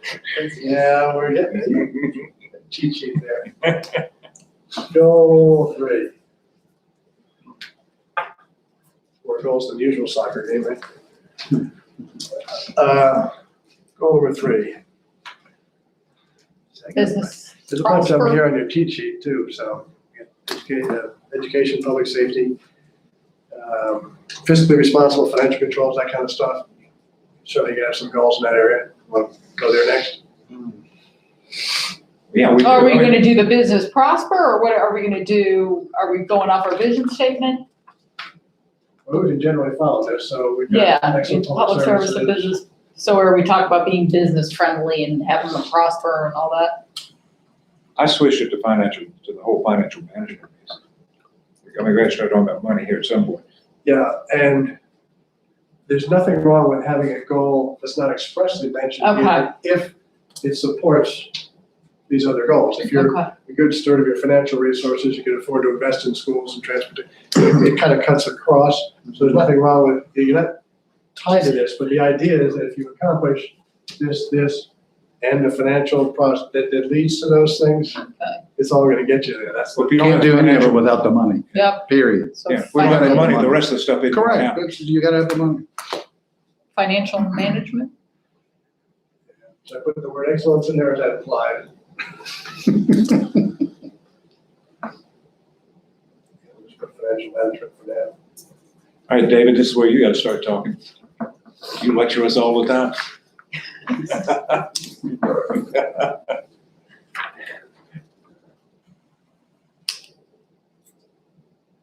Your financial management, are you looking, Ken, for things like goals for, your tax rate, goals for your debt? Looking at that, you say financial management? Those would be specifics, like in the measurables, like our competitive tax rate, our competitive regulatory environment. What would be one of your financial goals? Debt ratio, or Again, still a measurable? Yeah, I'm trying to resist getting down to that level.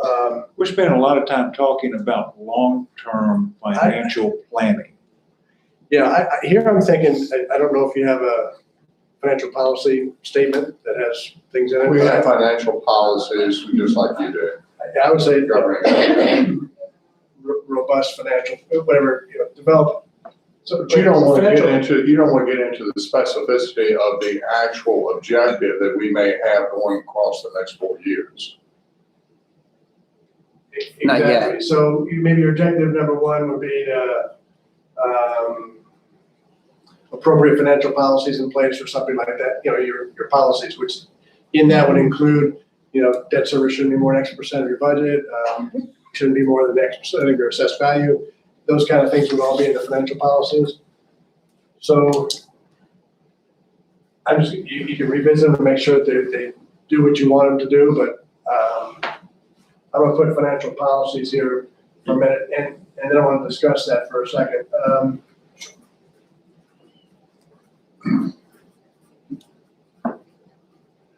Here in the financial policies, it has things like, should you require 2 signatures on large checks? How many places do you collect cash in the county? And what controls do you have over that cash collection? How many credit cards are outstanding? How many do you need to have outstanding? Who's authorized at what level? All those kind of, financial controls, if you will. A lot of that would be in the financial policies. So when we're talking about, good stewards of financial resources or financial management, it's not just how much debt I have, but it's the whole Operation. How you do business. Yeah, how you do business, your policy. So in here, you're gonna have, this is gonna be more policies, maybe an objective 2 would be, this is where you come into things like, So would lowering our debt be an objective, or is that a specific? well, Debt management? so there's the policy we just discussed about. Right. And then there's the whole idea of the credit worthiness of the county, the financial stability. And that's financial position, I guess, let's call it.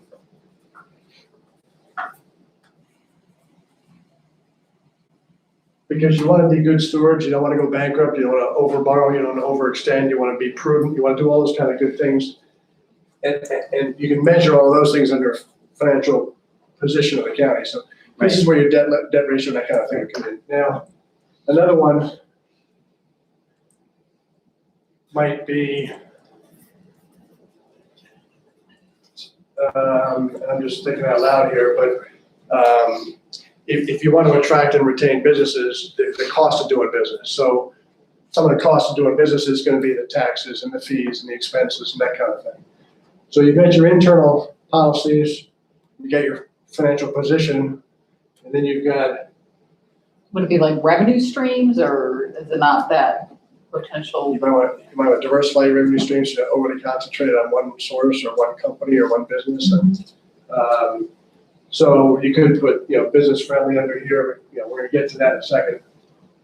so I'm trying not to go directly to these other things, but, so your internal policies, your position, and I'm just throwing out some suggestions or ideas here. And then,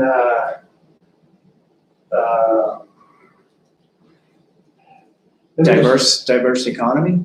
Is that? Or does that you not could go? put in, this is where you might introduce, let's see. Now I'm gonna start lifting from here. You've got, you want to be efficient. So, how much money are you spending per student, per employee, per this, or your efficiency measures might be in this financial measurements, your ratios. So there might be efficiency of, if you just took your total budget for your entire Powhatan government divided by a number of people, that's the cost to deliver all the government services.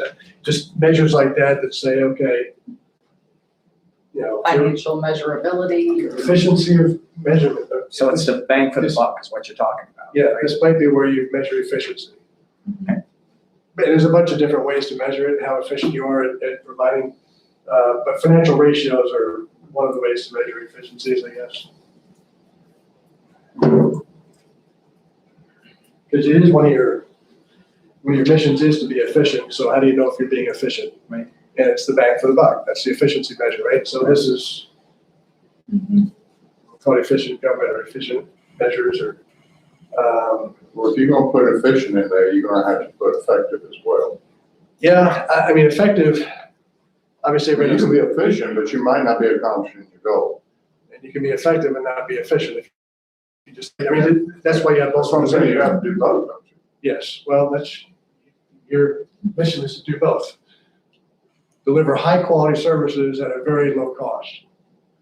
Do more with less, that's your goal, okay? So how do you measure that? Well, you measure how efficient you are, and then you'll also have to measure the effectiveness, but that, I would suggest, comes in, how effective are you at delivering excellent education? How effective are you at delivering public? This is where your effective measures are going to come in, your performance measures, and this is going to tell you whether you're efficient or not. And if you put those two together, you should be able to come up with whether you're efficient and effective. Does that make sense? Yeah. Okay. Other Preparing for the future. I mean, we're spending a lot of time talking about extending our CIP, measuring our borrowing capacity versus our bond. But our actual debt, So this, looking at our capacity. so it's preparing for, what Goochland does is preparing for future operating and capital needs, and that's actually a very good way to put it. It's just you got to spend some time looking past, out on the horizon, not just at your big feet.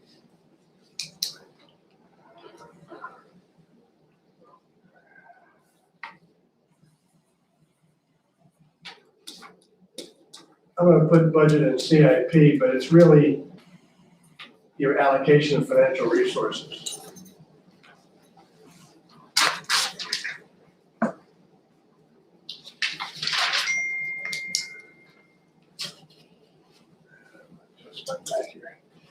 It's, financial resources are a scarce resource. Scarce in that you have to allocate it because you don't have to do everything you want to do.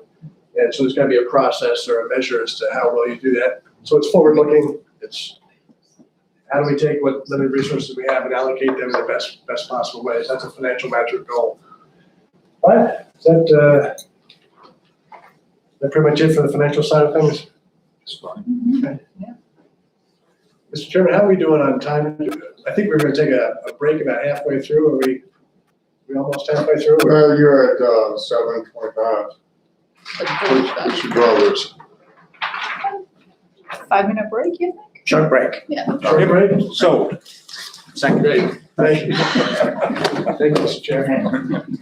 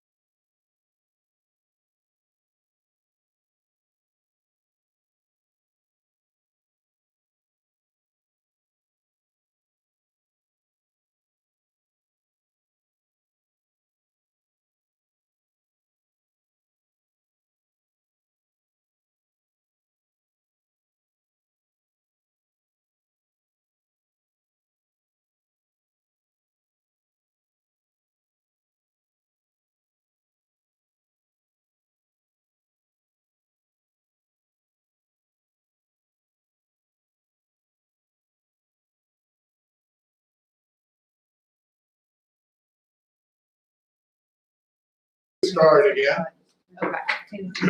Ken? Mr. Chair, thank you. And Larry's on the phone call, he's coming just as soon as he gets. Okay. All right. Well, I thought we'd take a little bit of a break. I've been told that when your bum gets numb, your brain does too. So the idea was to make sure your bums don't get numb. So, where are we here? We're going to go for goal number 4. And if we get 4 or 5 goals tonight, that's probably a good number. Okay, so the last thing out of the vision statement really is the businesses can prosper. So it's kind of the business environment. But again, there's some other things down in here we might want to pull in from the mission statement. We have the efficient, effective, accountable, transparency. There might be other concepts we want to work in here as well. Economic development. Economic development is one we haven't touched on yet. Huge.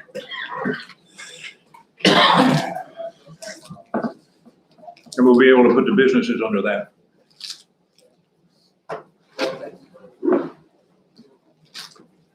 Economic development,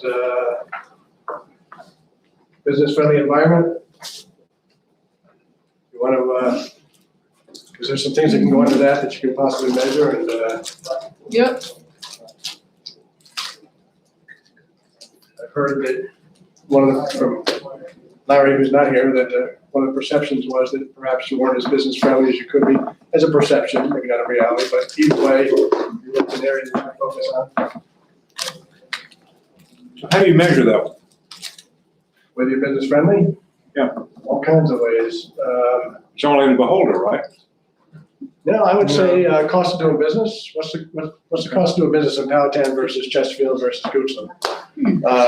What's the turnaround time? Turnaround times. We cut our turnaround time in half. Goochland because we wanted for rezonings and whatnot. We need some time is money, right? So, yeah. Time it takes to get a rezoning, your taxes, your fees, your expenses, your water and sewer charges. There's a whole. That's under the cost of doing business, and then there's the red tape in the process, the customer friendly. For instance, in some counties, when you go in, if you want to put a pool in your backyard, you go in the front door and you say, okay, I want to put a pool in there. We'll go down there to community development, we go down to community development, they say, okay, here's the zoning ordinance, make sure you comply with it. And then you need to pay a fee, and by the way, that's in the treasurer's office, that's on the 3rd floor, take the stairs up. So you climb up the stairs, you get it, okay, now you gotta go down to permit, building permit, so that's down to the 3rd floor, the basement, so, that's one way of doing it. Richmond. Another way is to reorganize all of that and have the customers come in the front door right to the reception desk, and everything comes to them. It's just another way of doing it. So there's business-friendly environment, there's a whole host of things you can measure underneath that. Customer satisfaction, how do you know if you're friendly? Every time a business interfaces with the government, close the feedback loop, get a 3x5 card, how'd you do, 1 through 5? And so you develop some ways to close that feedback loop and to measure whether you really are business friendly or not. What are their suggestions on how to do it better, easier? Don't make me go up and down the stairs. Okay, fine. So business friendly, there's a lot to that. What else? Business growth. For economic development. Just in pure numbers. I'm going to suggest there's attract and retain or expand. So it's not just trying to bring in a new business, it's expanding and building on your existing. So you could break that. Retention and expansion. Okay.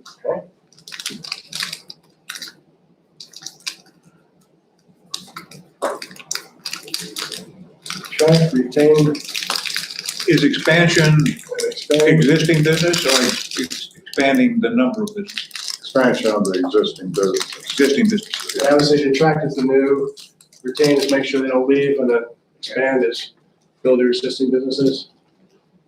And you can measure all of these, obviously, the number of businesses, the dollar receipts, the sales, there's a lot of different ways to do that. Okay, what's another objective in your economic development?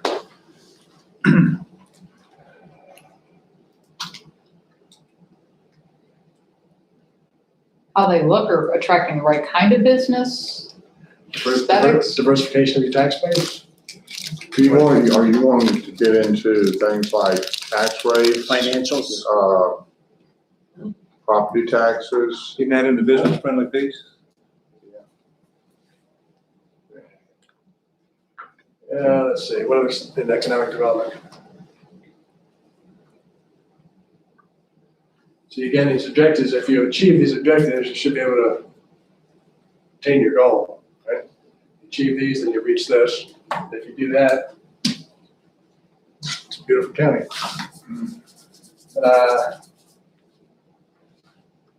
Economic development.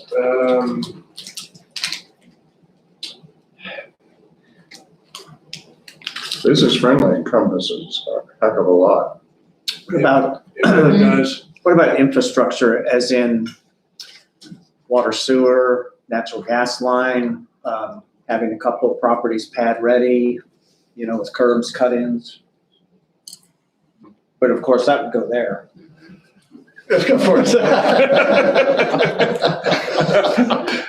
Good idea. Good idea. I think we'll run with that one. Thanks. Again, economic development, you can set the table, think about what it means to set the table to make it attractive for businesses. Workforce training. Doesn't that go over in the education side? Isn't that where we're, in Education. terms of we're looking at a different kind of education system? Or just workforce, because the businesses you bring in need people to work for it. So if you're going to bring in, we've got a lot of people that know how to do construction, so that might feed into what kind of business we want to plant. Because, we've got Pytech, so we've got a lot of IT people there. But if we want to put in, I don't know what I'm trying to say, the right workforce for the right businesses. I don't know how to exactly say that. Well, certainly workforce is important because that's what major consideration when businesses decide to come or not. Am I going to be able to attract and retain? Right. We've got a workforce of 9,000 people that are leaving this county every day, okay? And that's one of the things we need to tap into. I mean, they have all kinds of skills, but we don't have jobs here for them to take this. It's a complication for you because as a bedroom community, you provide all the county services and then all the commercial revenues go to somebody else. It's a tough. In fact, one of our strengths is that, unlike Capital One, which has to fight, okay, to keep their staff, they have to move downtown and things like that. We've got an asset that leaves us every day, and we need to tell businesses, look, the people are here. And, if they don't have to drive, it's a wonderful thing for them. So I don't know how we. Good message. Well, maybe I could weave that into, I was trying to come up with some way of capturing, closest thing I come up with is the county profile, if you will. And this includes, website, dedicated employees, brochures, making sure that your sites are populated on VEDP sites. So you're raising your profile so people know you're here and they know that you're attractive. And they know you have these things and proximity in your workforce. I mean, how do you get that out there and get that known? And I was struggling a little bit, but. So is it beyond a social media profile, or is it? Well, it's all that. It's all that and more. Dedicated resources toward doing this. I mean, do you have people that do this full time? Go out and take the temperature and see how people are doing it. Are they considering moving, or are they considering building or expanding? So it's kind of raising VEDP. Are your sites populated on VEDP's site when people come in and do a search and go, okay, I want an industrial park, or I want 10,000 square foot. Is it there? I mean, this is all part of helping to set the table, just let people know you're around. So again, I'm struggling with how to capture all of that, but other than just raise your profile. Well, Ken, where would workforce training go? I mean, I understand that under education, you have, the high school, they've got, a greenhouse and they teach welding and things like that. But I'm thinking more like for people who are already out of school, like a ECPI or whatever, where you learn how to be a master electrician or an HVAC master or something like that. I mean, I think there's a lot of people in Powhatan who like working with their hands. They're, good salt of the earth people, smart, but they, I don't want to stereotype too much, but a lot of them are either in construction or something. They'd go crazy if they were in a cubicle all day long, looking at, making little numbers into big numbers. That's my impression. So where do you put workforce training for people who are not high schoolers? What would that be? Is it the training or the availability of a workforce? Is it you're trying to get, because CTE, the career technical education in your high school, is going to graduate a lot of graduates that are certified plumbers, electricians, carpenters. Cosmetologists? But then what do they do after they graduate? Marrying them up with the businesses, connecting them with the businesses. So it's that.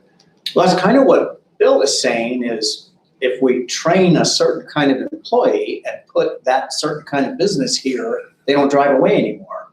Right. They drive 3 minutes and they're at work.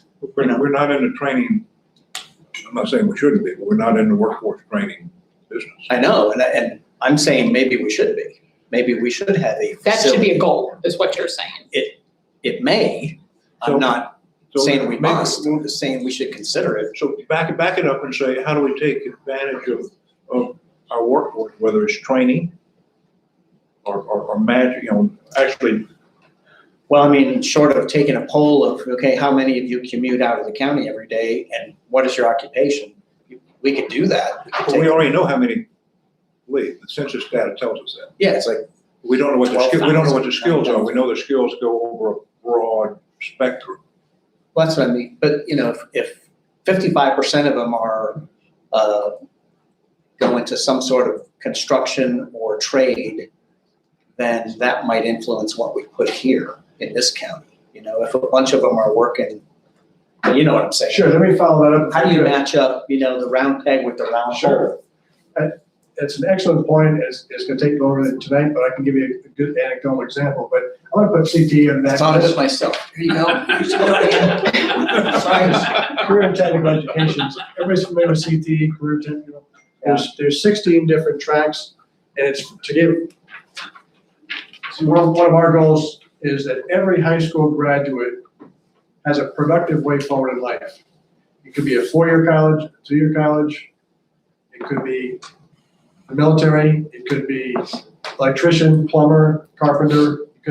Everybody's going to have some, and no one's going to fall through the cracks and go back and live in their parents' basement and be independent. So we're going to give everybody now. So we offer all 16 CTE tracks. So let me just, the anecdotal example of yours. In the track and retain expansion, we went around and talked to businesses, and one of them was a rock quarry. And we said, well, how's your business doing? I said, I can't find people to drive dump trucks the size of this building. I mean, I'm talking about the monster trucks you see on TV, just huge. So I can't find qualified operators. So we said, well, we can offer heavy equipment operator, bulldozer, dump truck, whatever, as one of our CTE tracks, but it would cost money. And the business said, I don't care about the funds, I'll donate. So they donated simulators, which are just a big TV screen and a Barker lounger and a couple of joysticks. And the kids that are not college bound look forward to going to school because they get to play video games by sitting in this Barker lounger and pretend they're driving. Long story short, when they graduate, they're certified. And this business knows where he can get certified people day one without having to send them to training because they've been trained in a public high school. And last year, one of those graduates who was not college bound, who would have fallen through the cracks, got 3 job offers, one for $60,000 a year. And instead of going to college and spending $60,000 for 4 years and going $250,000 in the hole, he's going to work for 4 years and earn $250,000. And that puts him $500,000 ahead in 4 years for a guy who's going to fall through the cracks. Do you have a number for this? 60's a little more than you make on the board, is that what you're saying? No, I mean, He just wants the video game. Yeah. I had those, only mine were bigger airplane things. But See, to give a good education, I crashed them. you got to first solve truancy, which means they got to show up for school. You got to make them want to come to school. Right. So then you got to make it a safe environment, provide them food, do all this. But then give them, meet them at their level with, Well, this video is games, what, and they can't wait to get to school. And This is what Dominion Power did at VCU. They gave a major portion, I think, to the engineering building. And they have a complete mock-up of the North Anna nuclear plant inside. And it's all TV screens. It's this big simulator of a nuclear plant. And they run disaster drills and stuff, and So you- students love it. So you can get a business And guess, to spend money that you don't have to. Yep. To engage students that would otherwise fall through cracks, that can give them a productive way, and it's a win-win-win-win-win. So to your point, what do we do with bricklayers, plumbers, electricians? You get them trained, get them certified, but, go to the business and when you marry need them them. up. If they need bricklayers, bricklayer. If you need electricians, so when they graduate, they're certified, they're ready to go, and full employment, off you go. Perfect. I told you it was a good idea. So, yeah, great idea. I was gonna give him credit. It's really your idea. But no, that's just an anecdotal example of what, so I think. No, that's good. So anyway, we got off track there a little bit, apologize. So back to this, I'm not sure exactly what to put under here, but it's basically letting people know you're out there, letting me know that you have workforce, letting me know that you have space, that you have, vacant office space, industrial products, whatever, and dedicating resources toward this. And web presence, economic development, master plan, all those kind of good things that you do for economic development. So I'm just gonna put profile, planning, exposure, whatever you wanna. Because if they don't know you're here, they don't know you have a workforce, they can't really come here. Or at least maybe consider you. So does that pretty much do it for economic development? Yep. Okay. Let's keep moving then.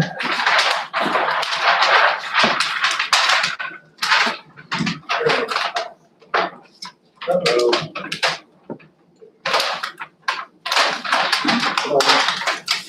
Wait a moment.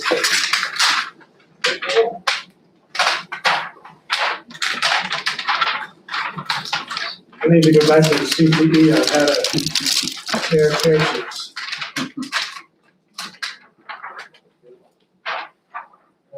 We're almost out of room, so we're almost out of goals. We only have room for one more goal. No, just kidding.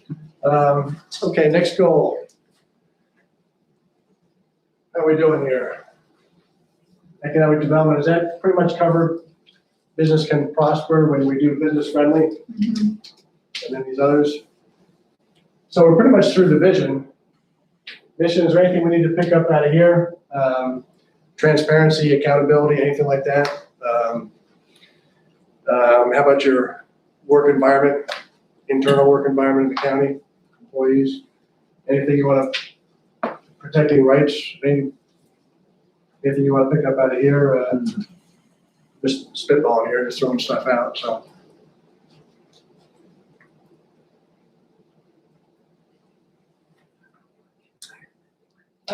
We put so much under goal number 2, Yeah, okay, and it really did.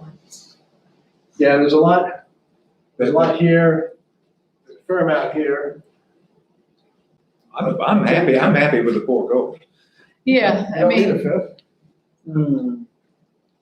We don't have any internal stuff up there really, do you? something regarding county employees and, maybe we should add something. I thought you could put some of it under your goal number 2 with, You just want to make sure they're not taken for granted. I mean, there's county staff in this room and they're highly prized and appreciated, and want to make sure that they're not overlooked in this whole process. But because they're the ones, the team, right? The Powhatan team is the one. that's the engine that gets all that going. Exactly. If you don't have that, then you don't have any of this. So, but that's not a requirement. You can fit that in somewhere else as well, but just not to leave it out completely.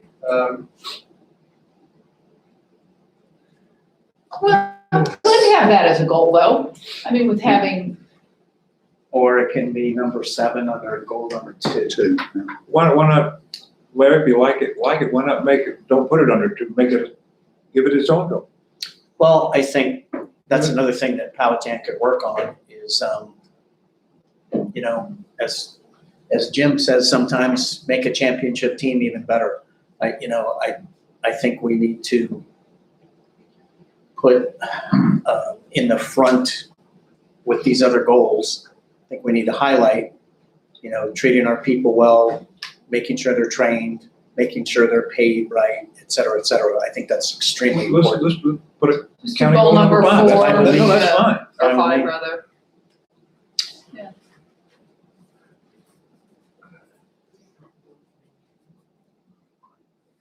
And that's fairly easy to measure as well. I mean, if there's dissatisfaction, there'll be turnover, or you get the feedback loop from businesses and citizens will be treated poorly. I mean, there's a lot of different ways to measure. Anonymous surveys, all that kind of stuff. Anonymous What do you surveys. say, like county employees, or what would you call the goal? Well, your first goal would be to retain and recruit the best employees that you can get. Attract and retain an excellent team.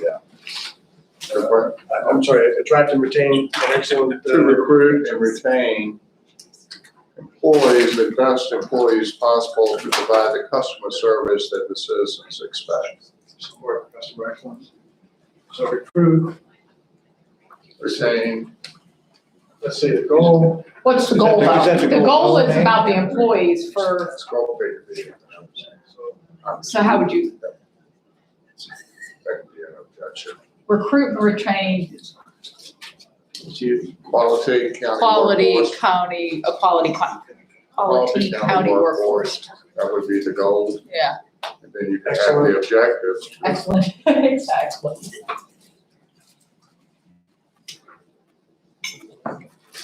Excellent workforce, or environment, or Quality, maybe we'll use quality, change it up for that one. you want quality? Quality I there. want the best employees that I can get to provide the customer service to the county citizens. I'm just gonna put an excellent team. And in that is, how do you recruit? Yeah, recruiting, hiring, Your benchmarks, what's your turnover? And then training, et cetera, et cetera. So this is the excellent county team, Yes, Right, Yes. county the team. internal stuff. county employees.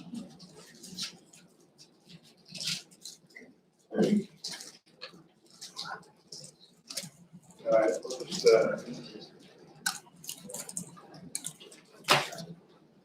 the internal team as well as the external team, Yeah. county team.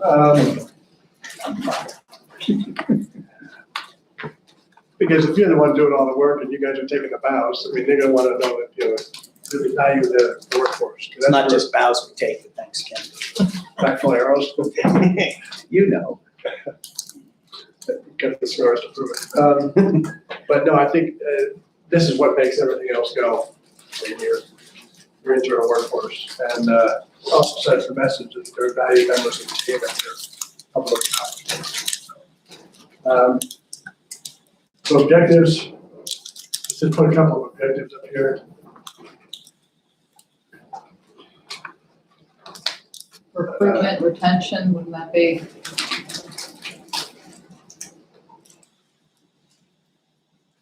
Recruit, You do want to retain them.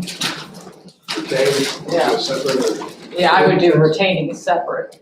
that's benchmarking. Yeah. Compensation, benefits, all that.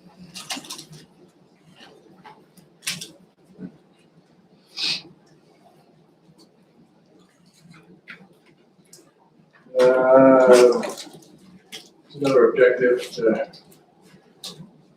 retain, says you can measure turnover here, you get benchmark salaries here. Training, anything, would that be, or not really? Professional development. Yeah, professional development, that's sure.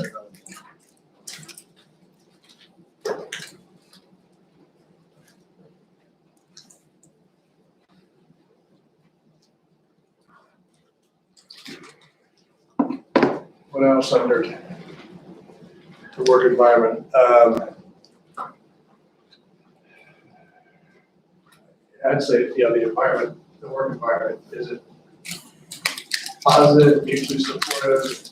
People have your back, they help out, they cross-train, they cooperate, the environment? Or is it, you want to stay away from any kind of negative environment, so, any kind of harassment, that kind of stuff, you want to stay away from all of that, so I think the environment is something that,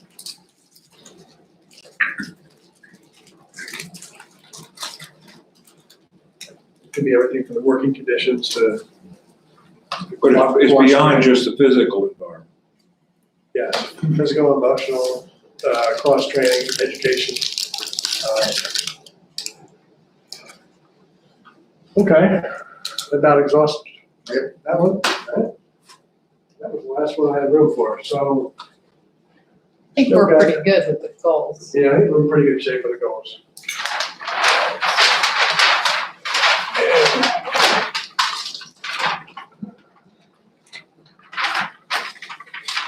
Little drum roll here to see if he gets the last one out without tearing it. It's not gonna work. The challenge is it's perforated ends stick to both, so you gotta lift it up. There you go. All right. Okay, now, what we can do with the time that's remaining is maybe talk about some of those measurables, because we skipped over all of that. So we're gonna go back to goal 1. And this is rural lifestyle. Where we're gonna break it out, the rural character and then lifestyle as two different objectives. Yes. Lifestyle is the goal.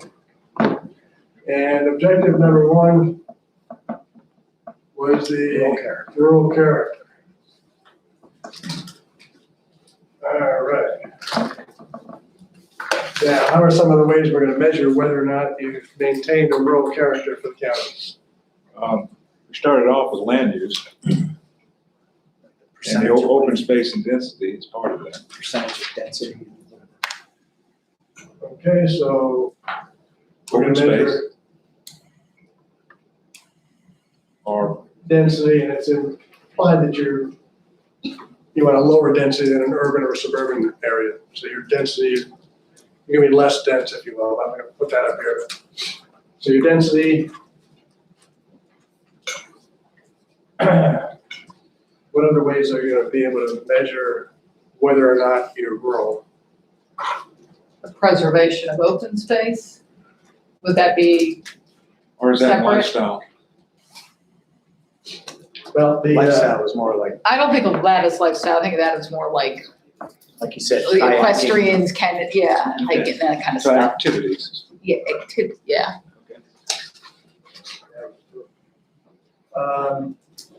So the overall density, then kind of open space defined as,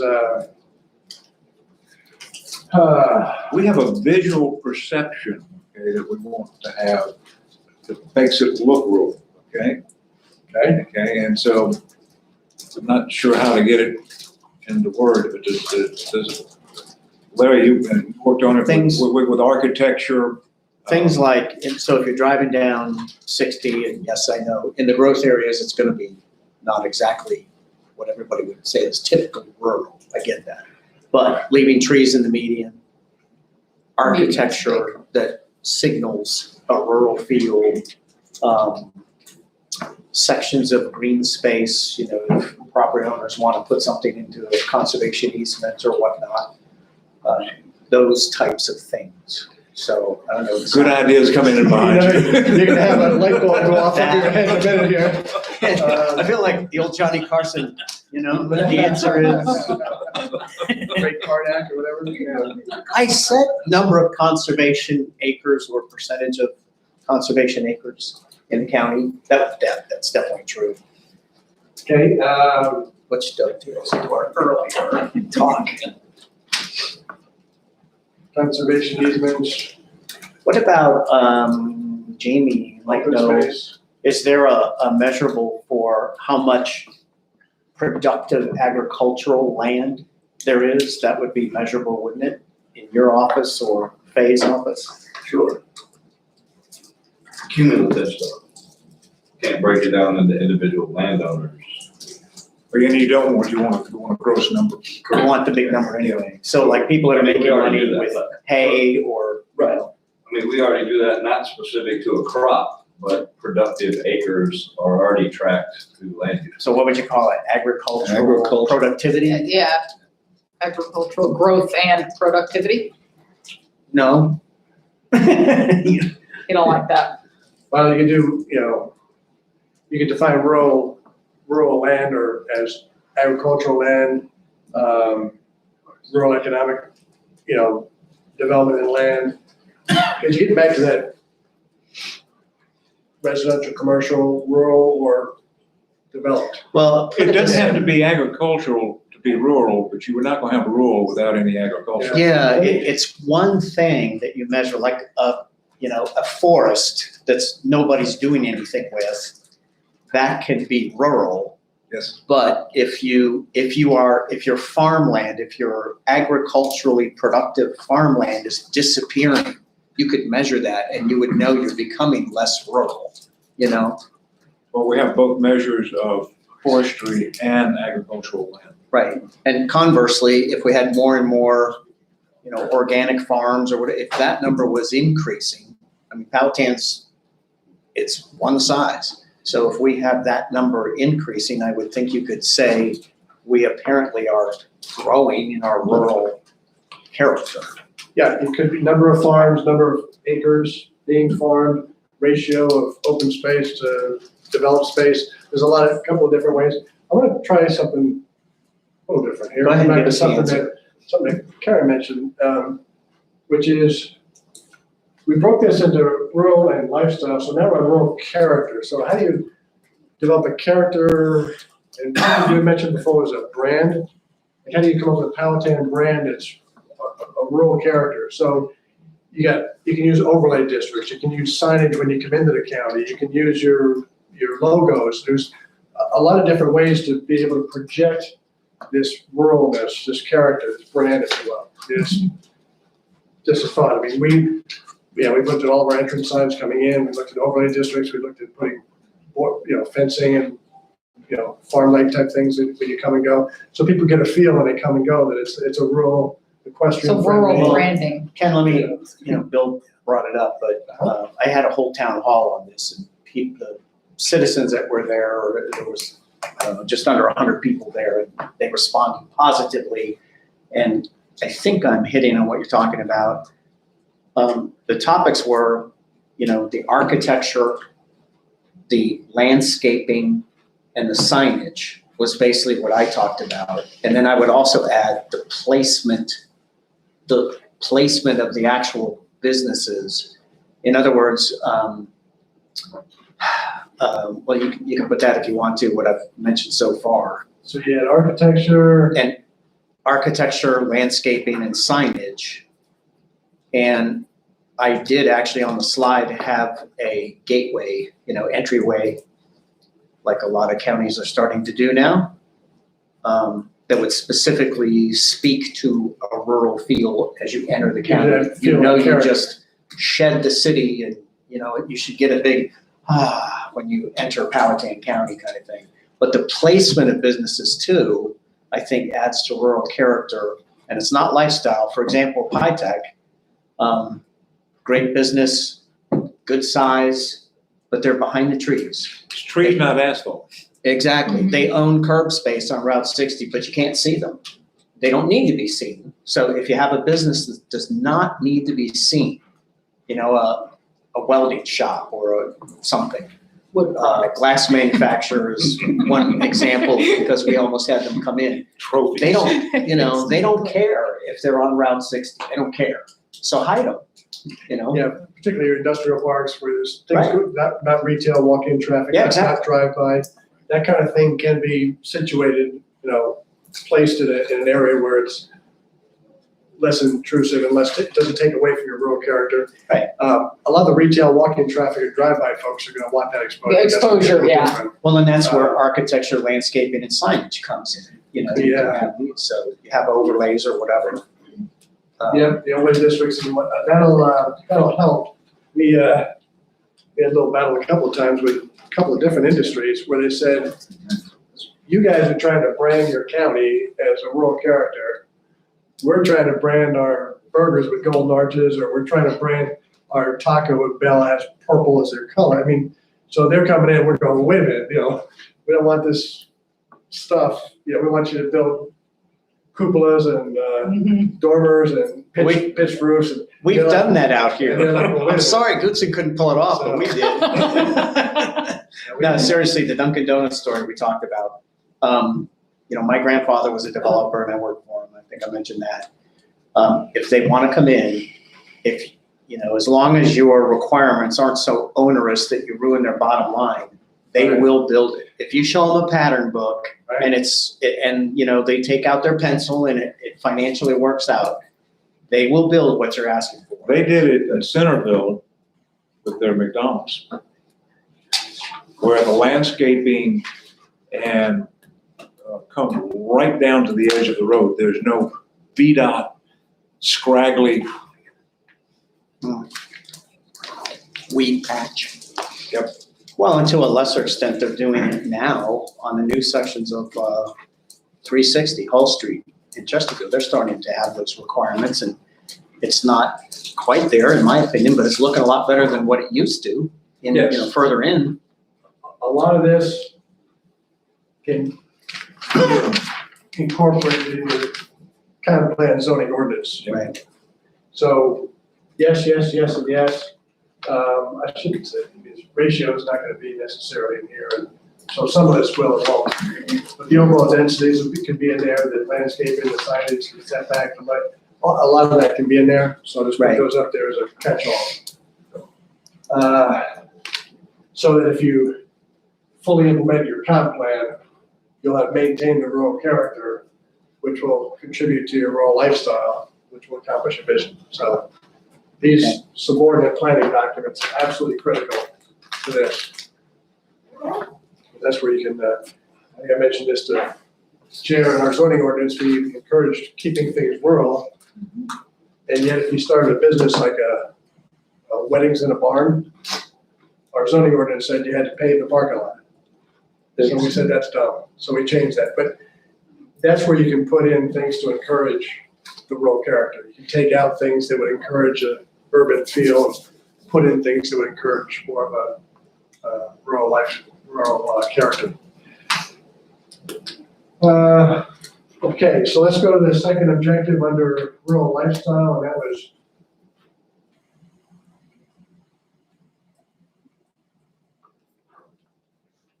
rural character. and then Lifestyle. Lifestyle. Rural lifestyle. Broken.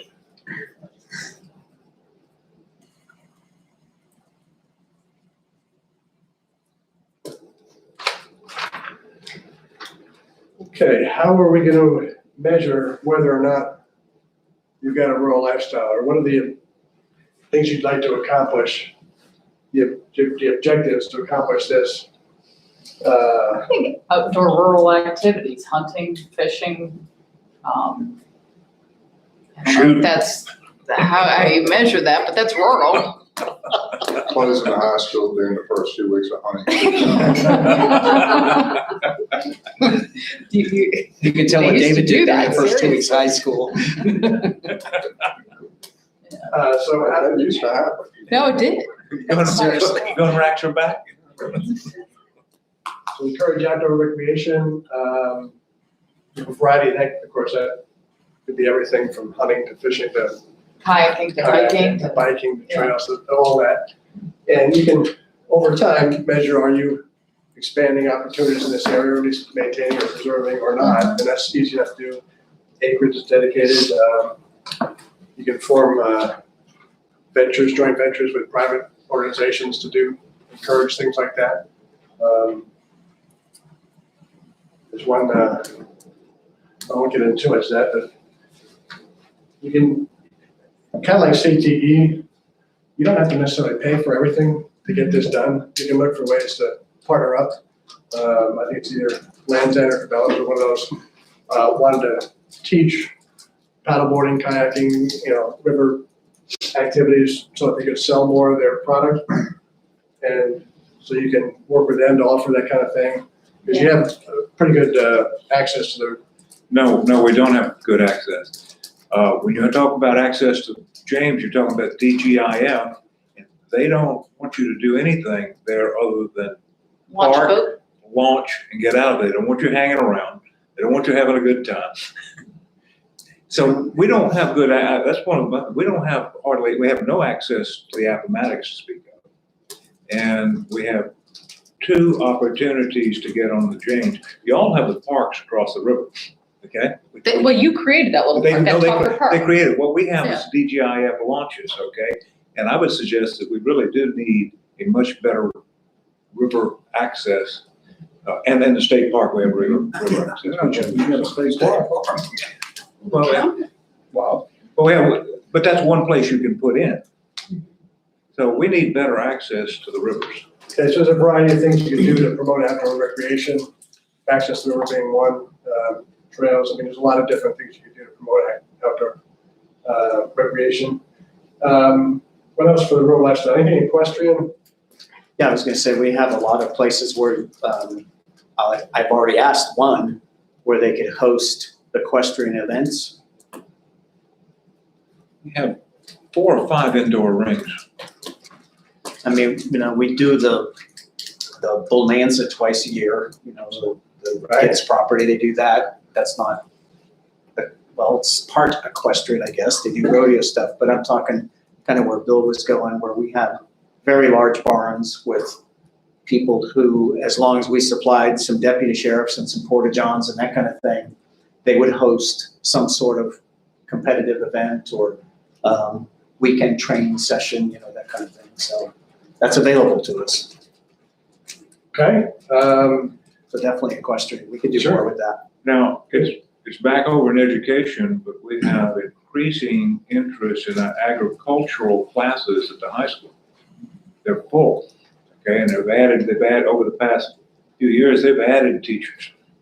That's gonna be over here, but, yeah. But it spills back over here. Sure it does. Sure it does. You have an extension program here as well? Yeah, you know what? 4-H. Rachel in the extension office showed me a website. It's somewhere southwest in Virginia, and it was agriculture. It was a barn, basically, that I think they built from new, and it was a teaching barn. I mean, it had all kinds of agricultural classes in it, There you go. not just for the students in the area, although it was used for that. It was also for adults. They had adult classes, so it was like a catch-all agricultural center, and it was pretty successful. Yeah. So, I don't know if we want to put that down as an objective or not, but that kind of thing has worked elsewhere. Max has got it on his list. Equestrian, was there something beyond the equestrian barrier? This would be, Kind of like an Not agricultural center. this would be, learning about farming, gardening, and all kinds of things. Ag center. Ag center. Beehives, we name it. We've also got that crew that bought that large piece of property west of me on the Appomattox that are turning that into an outdoor adventure area. It's roughly 1,000 acres. See, wow. Who's it? Well, see, I was thinking of stuff like that too, like, mudders or four-wheeler course or zip lines. People get real grouchy about the 4-wheeler courses, though. That could be Well, you know what I I mean. prefer Yeah. quieter. yeah, that one. Well, zip lines are quiet. There's Yeah. No, I was talking about the 4-wheelers. There's Yeah. screaming every now and then with There zip should be a lines, but not too often. season on 4-wheelers.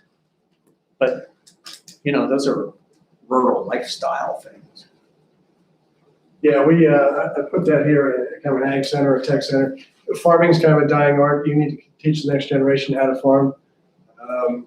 One of the things, the classes we just offered, which is a dying skill as well, is farrier. Yeah.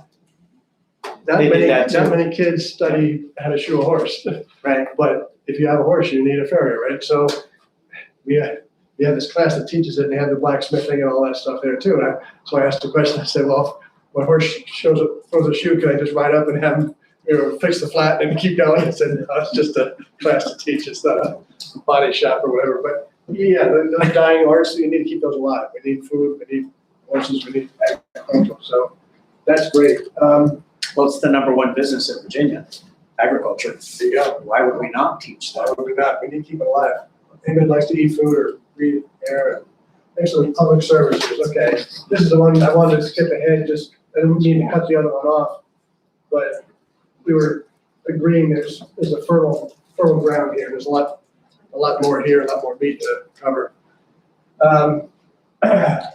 Let's see, education. Oh my gosh. How will you know if you have excellent school education? Don't say just public schools, because it could be adult learning, it could be a variety of things. Sort of feel like we should get the school board's involvement in this one, you know?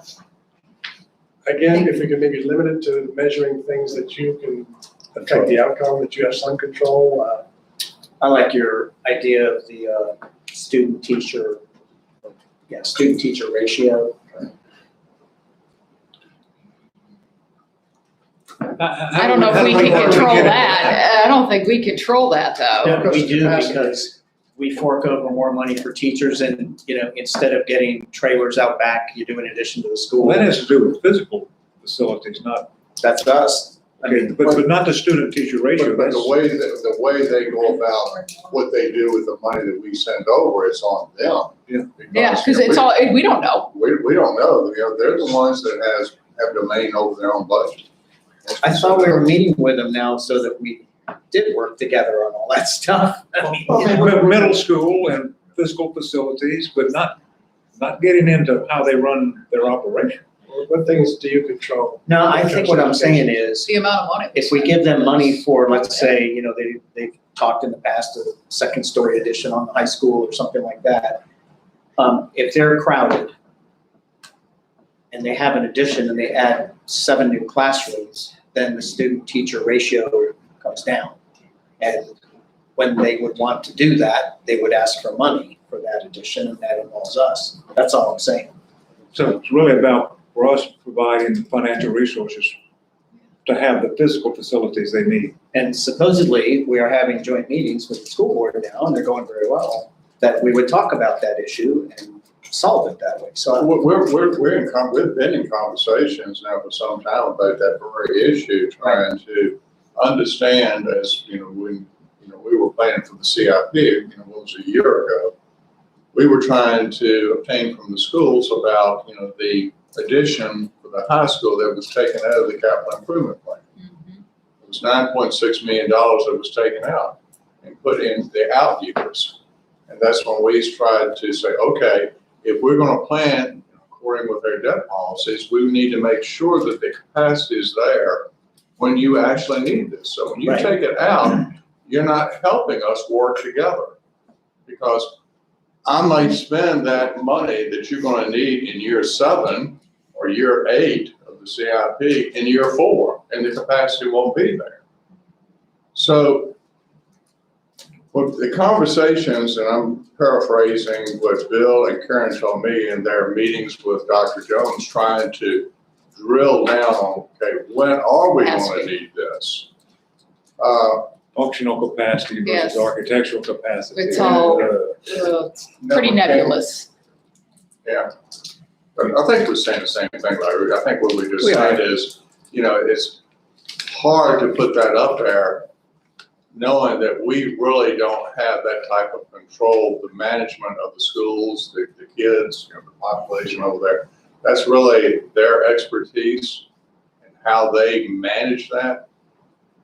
We don't really have a whole lot of input into that, other than them coming to us and going to your space issue.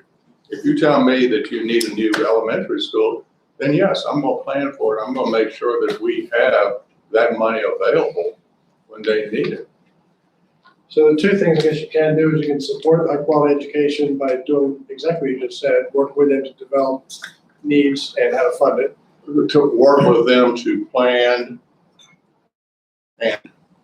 Yes, so you, educational needs, identified educational needs and goals for the schools.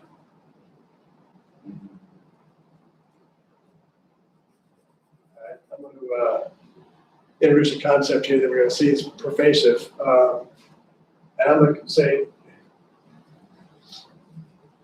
develop a master plan for public education. And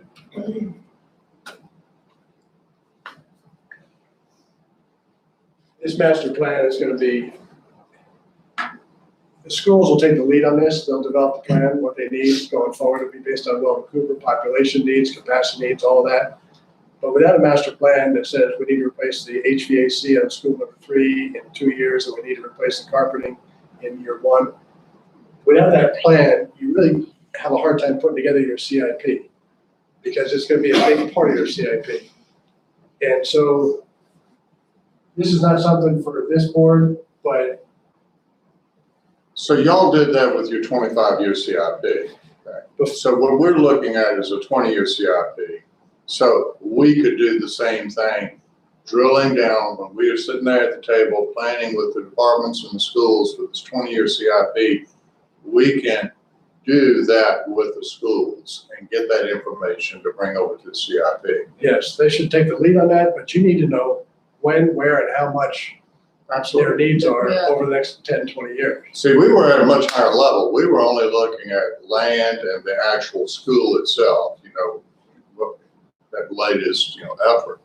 But what you're talking about is more replete because it gets into the other infrastructure. Anything that's high dollar and multi-year in nature, if it's consumed during the year, it's an operating expense. Right. If it's a multi-year expenditure of a high dollar in that's a capital plan that goes in the CIP. You need to know when, where, and how much all those are for the school system. Agreed. Good working relationship between the two boards. That's something you can influence, you can't. Control. So what steps are you doing to build that relationship? We did things like joint tours of all the school facilities between both boards. So when they came to us and said, we need to paint the walls and pull the carpeting up, we've been there and seen it and go, no, that's good for another year. Or, yeah, you really need, we understood their needs of joint tours is one. We challenged them to a softball game, which was a mistake because they tried out all the PE teachers. We're not doing PE that. teachers all came out. Croquet, bingo. Cornhole toss, big bag toss, something. I mean, because we found that if you have a good personal relationship with someone, it's harder to hate them. Mhm. When you go through the budget process and they say, I need this, or I want this, or I gotta have this, you get into some back and if you know each other and you have a personal relationship, your professional relationship's a little easier to work with. So you can figure out what it is, you develop a good working relationship, but it's important. And the beneficiary is the citizens and the children, if you have a good working relationship. So it's worth the effort. So these are things that you can influence. I'm sorry. Oh, no, that was Bill. How about another? Yeah, ready for another one. Yeah, I Education. want to link our business-friendly economic needs to their curriculum. Okay. Who determines their curriculum? Well, they do, okay, but if we have a need over here, okay, they'll never know it unless we help them understand it and introduce them Okay. to the business owner who has a need, just like you were talking about, So this is workforce development. Can I tell you one thing that the challenge would be with that though? Unless you live in more of a, that's fine, but are they gonna create a business for a curriculum for, No. We were correct, but creating a curriculum's, it's pretty entailed. It's not as easy as just like, okay, we're gonna offer classes, that's the reason it's go. It won't happen overnight. I get you. Yeah, but you need the businesses to, I think that's a challenging goal. I don't know how Okay. realistic that one Well, is. is it an expansion of CTE? Support career technical Yep. type Okay, that's fine. activities. Yeah, So if they come to you and say, we want to offer heavy equipment operators and it's going to cost us extra $50,000, not whatever, maybe match funding from a local somebody, whatever, you can support them in whatever capacity you think is appropriate. So if we aren't looking for this, we'll never find it. Right. So it's on the radar screen now, so you can say, what have we done over the last year or two to support and expand the trades? Okay, all right, public safety. This doesn't need to be an exhaustive list, and again, we can always come back and add. This is a couple draft, but I wanted to just get a couple of ideas on here for each of these if we could.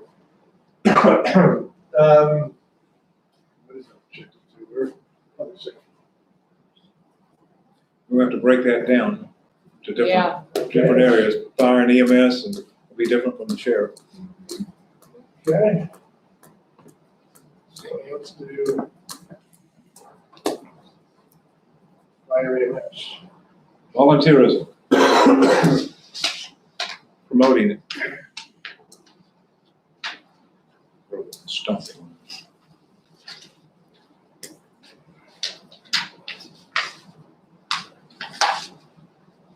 That's a spell volunteerism. So it's a real word, right? Promote volunteerism, what else for fire rescue? How do you know if you're providing excellent public safety? Isn't this for where fire you get into rescue? response times and Sure things is. like that? Yep. And I believe you're required to develop response times. We just had an interesting exercise in that last year.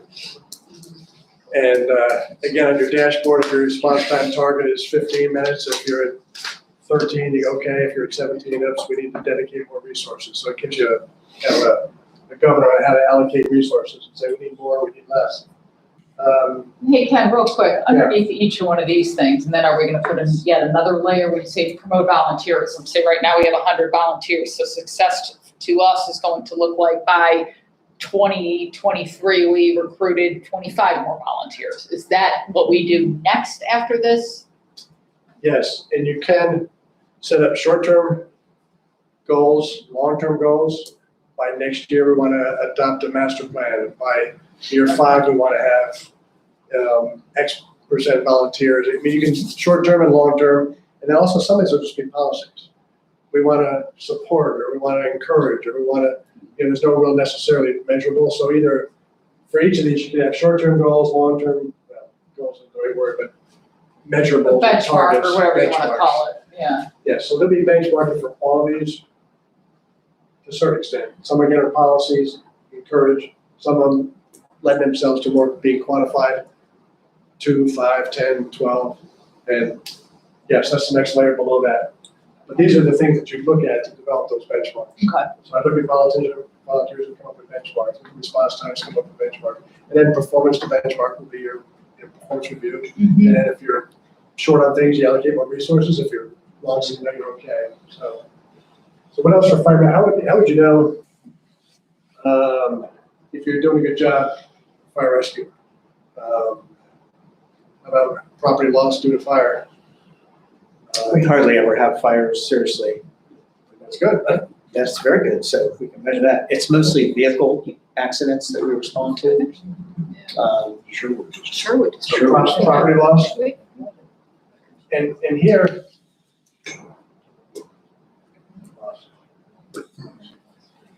I mean, response times are nice. Say, when your house is burning, I can get there in 15 or 20 minutes, but it's also nice to go, you shouldn't have all those gasoline-soaked rags around the heater, The prevention is that, so the actual loss would be, how good a job are we doing at making sure there isn't a fire? So education. Education, perfect.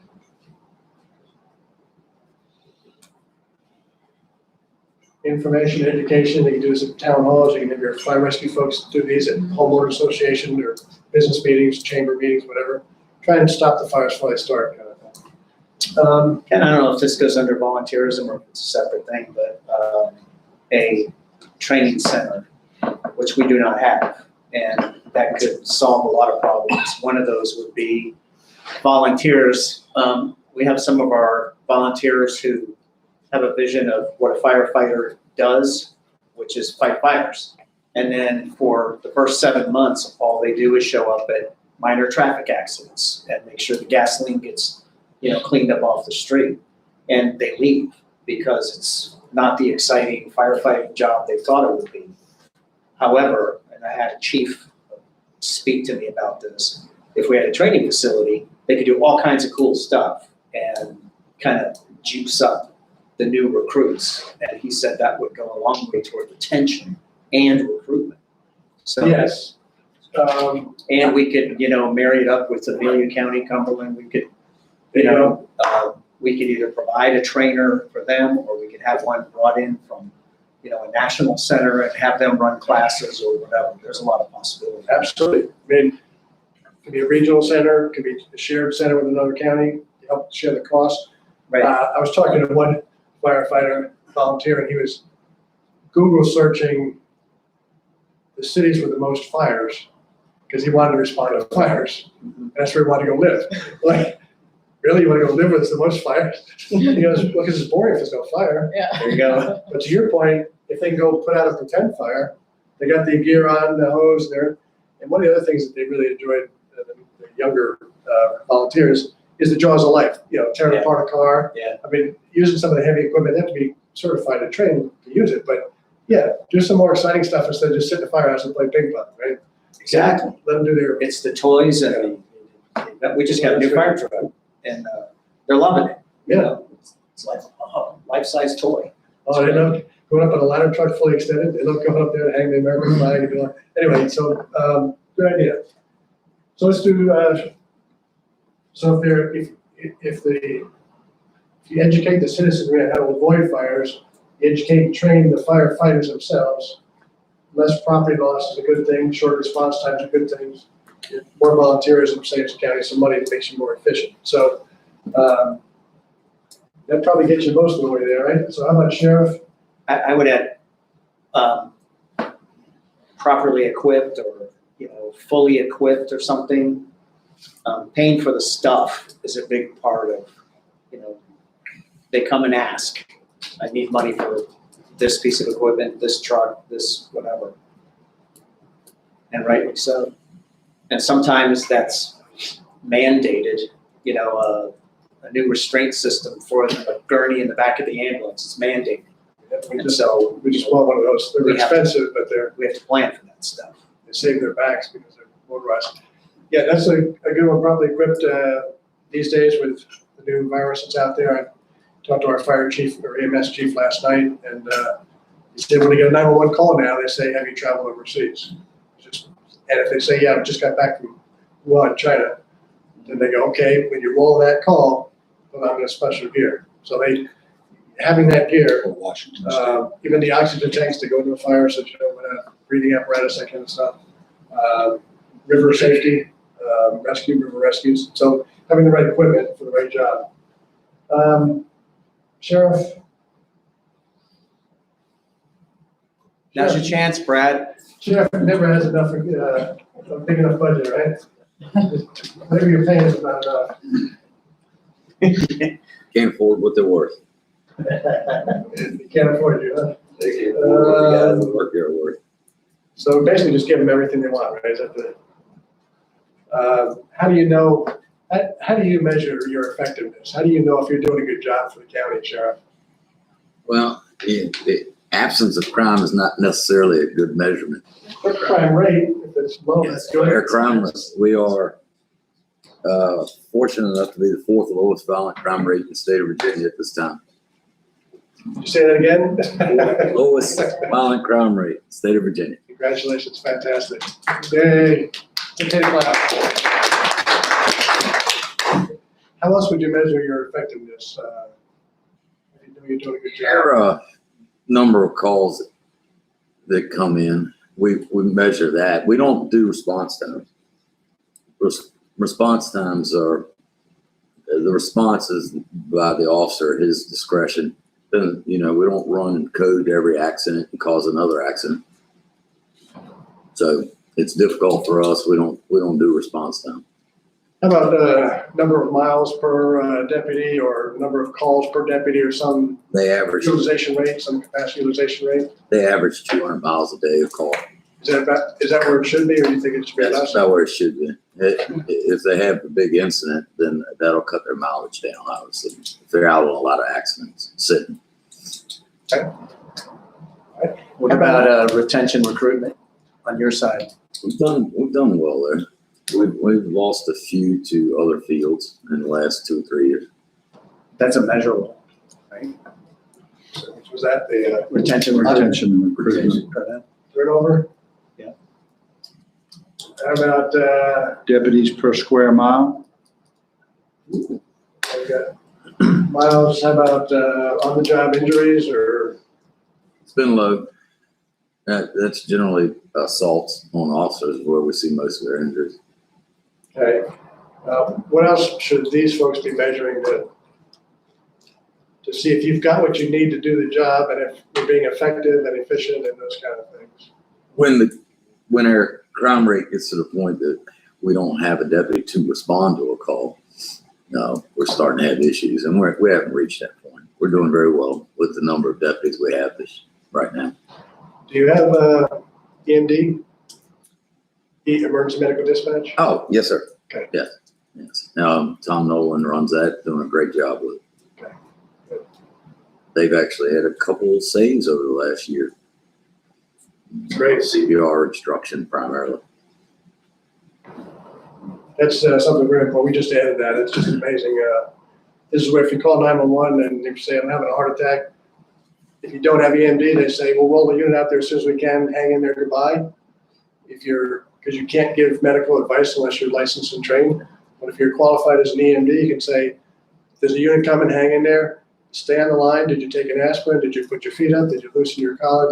They can talk them through, and there's some real life-saving go on there. So, but it's a special training. Yeah, the board recognized some of their dispatchers a couple of months back for that very same thing. Good deal. Let's see, what else? I'm going to branch out from those two. Under public safety, what about disaster preparedness? It's not fire and EMS, it's not sheriff, it's a new bullet. I've got to put equipment there too, because they need to be properly Right, equipped. that's true. So this next one was. Disaster preparedness. Disaster prepare. Yep, we've had some tornadoes. Every now and then a big tropical storm comes through. We get some flash flooding. We've got 2 rivers. Disaster preparedness. I don't know where animal control comes in here under public safety. Is it? Sheriff's office. Sheriff. Yeah. That is probably is emerging as one of our more expensive commitments. Now, as the laws change under the direction of the state vet's office, they have regulatory authority over that division. Okay. It's becoming more and more expensive every year. Okay. How would you measure whether they're doing a good job or not? They have adopted out and have, while we're not a non-euthanizing shelter, they have adopted out and not had to euthanize an animal in over 10 years for anything other than sickness. A no-kill, I guess they call it, or? And we don't mandate that, but we have been very fortunate. The staff down there has done a great job of moving animals through there quickly. Finding homes for them. That's a good option. That's great. Animal turnover. Adoption rates. Yeah. We'll see that, again, that would be the benchmark, like what percent? Yeah, what percent, how long are they in there for? Yeah. Those are, How long good, okay. Disaster prep, did you have, thank you, Sheriff. Is there anything else you'd like to Oh, no, good. throw in or add? I appreciate your comments too. Yeah. Because we want to make sure, safety is one of the top priorities. And education and safety, if you can't get to school safely, then doesn't mean doing good to have a good school. So, do you have resource officers in this? Yes, sir. We're working, the board and I, and both boards and I are discussing some additions to our resource officer staff during this year. We're lacking one school. We'll be one of the few divisions around. If we end up financing this last one, we'll have every school with their assigned officer. Fantastic. And doing live shooter drills and that kind of stuff? Yes, sir. It's a mixture of part-time and full-time too, so we're finding some ways to do it cheaper. Oh, okay. Good deal. Doing more with less, that's efficiency. Disaster, we're talking natural and then man-made or train full of chlorine tips over, that kind of stuff.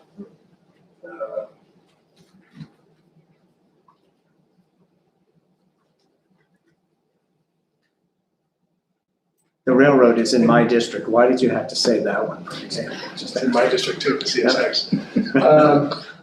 Chip, do you work closely with these folks? Very, very close. Has there been any thought, getting off field here a little bit, to creating public safety stations as opposed to separate firehouses and separate police When, barracks. and David was a member of this board, but when they built Company Two's Public Safety Center, they incorporated an office space in there for us also. And we do use that. A lot of times you're, going to calls jointly, or whether it's a vehicle accident or there's a coordination there, We've helps out. shared some supplies or equipment also. We provided them with some ballistic vests for coming into active shooter scenes with us. So their medical personnel don't have to wait to provide aid. And we were able to do that through grants. So we have 2 ballistic vests on each truck. Wow. Yeah, but yeah, that was a nice deal. Good deal. All right, super. So that's fire EMS, sheriff, disasters, natural, man-made, preparation. You have a command center, I guess? Yeah. In case there is a disaster, you can coordinate. Okay, great. Substance abuse prevention. Substance abuse, does that come under you as well, substance It abuse? does, and Larry. You're still chairman of the bar, sir? No, we have term limits. Term limits are a great idea, by the way. Our SAC is Goochland and Powhatan together, Regional Substance Abuse Awareness Coalition. So, we're involved with that, and we would appreciate any support from either county or both. I think it's Mike Caldwell, everybody. Yeah. Commonwealth Attorney. Substance abuse. Okay. That's gonna do it for public safety. When we're talking about excellent public services, could we go over there and add one we missed? And that's the registrar. Okay. If we don't have good voting in this county, we are in Troubles trouble. afoot.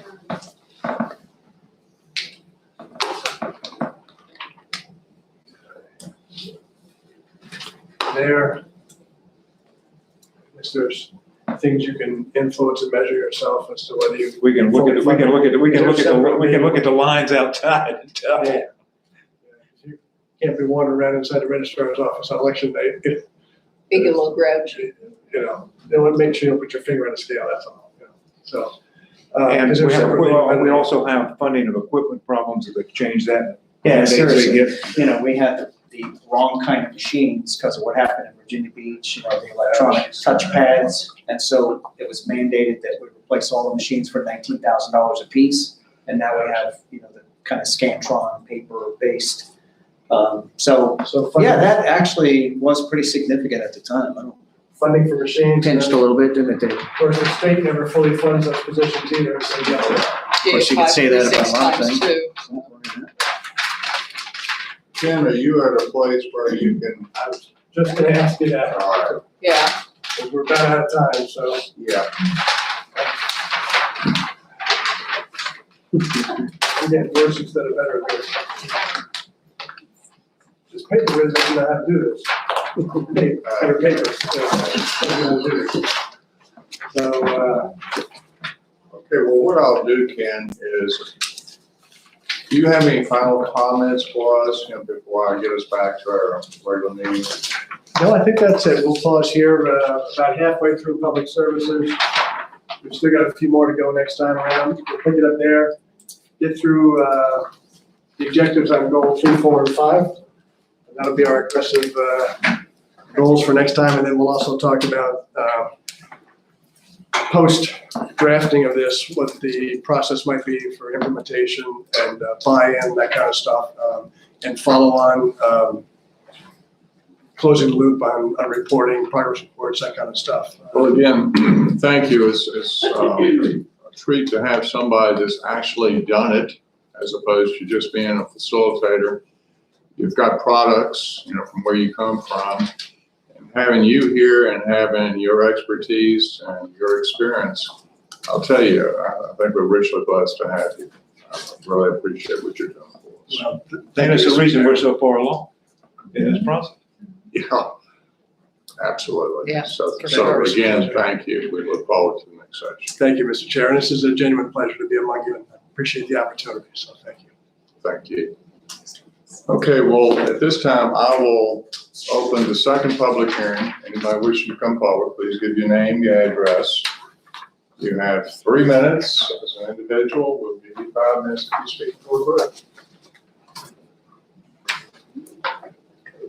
Once again, seeing no one come forward, I'll close the second public comment period. Any comments from board members? Ramona, now that you're the acting interim county administrator. I just wanted to say that the next strategic plan is March 24th. And it's already been scheduled. We're going to briefly, excuse me, Larry. Closed session. Yes, we're going to briefly go into closed session. Ramona, will you read the motion to go into closed session? Whereas the Board of Supervisors of Powhatan County desires to discuss in closed meeting the following matters. Discussion concerning a prospective business or industry or the expansion of an existing business or industry where no previous announcement has been made of the business's or industry's interest in locating or expanding its facilities in the community with respect to broadband services.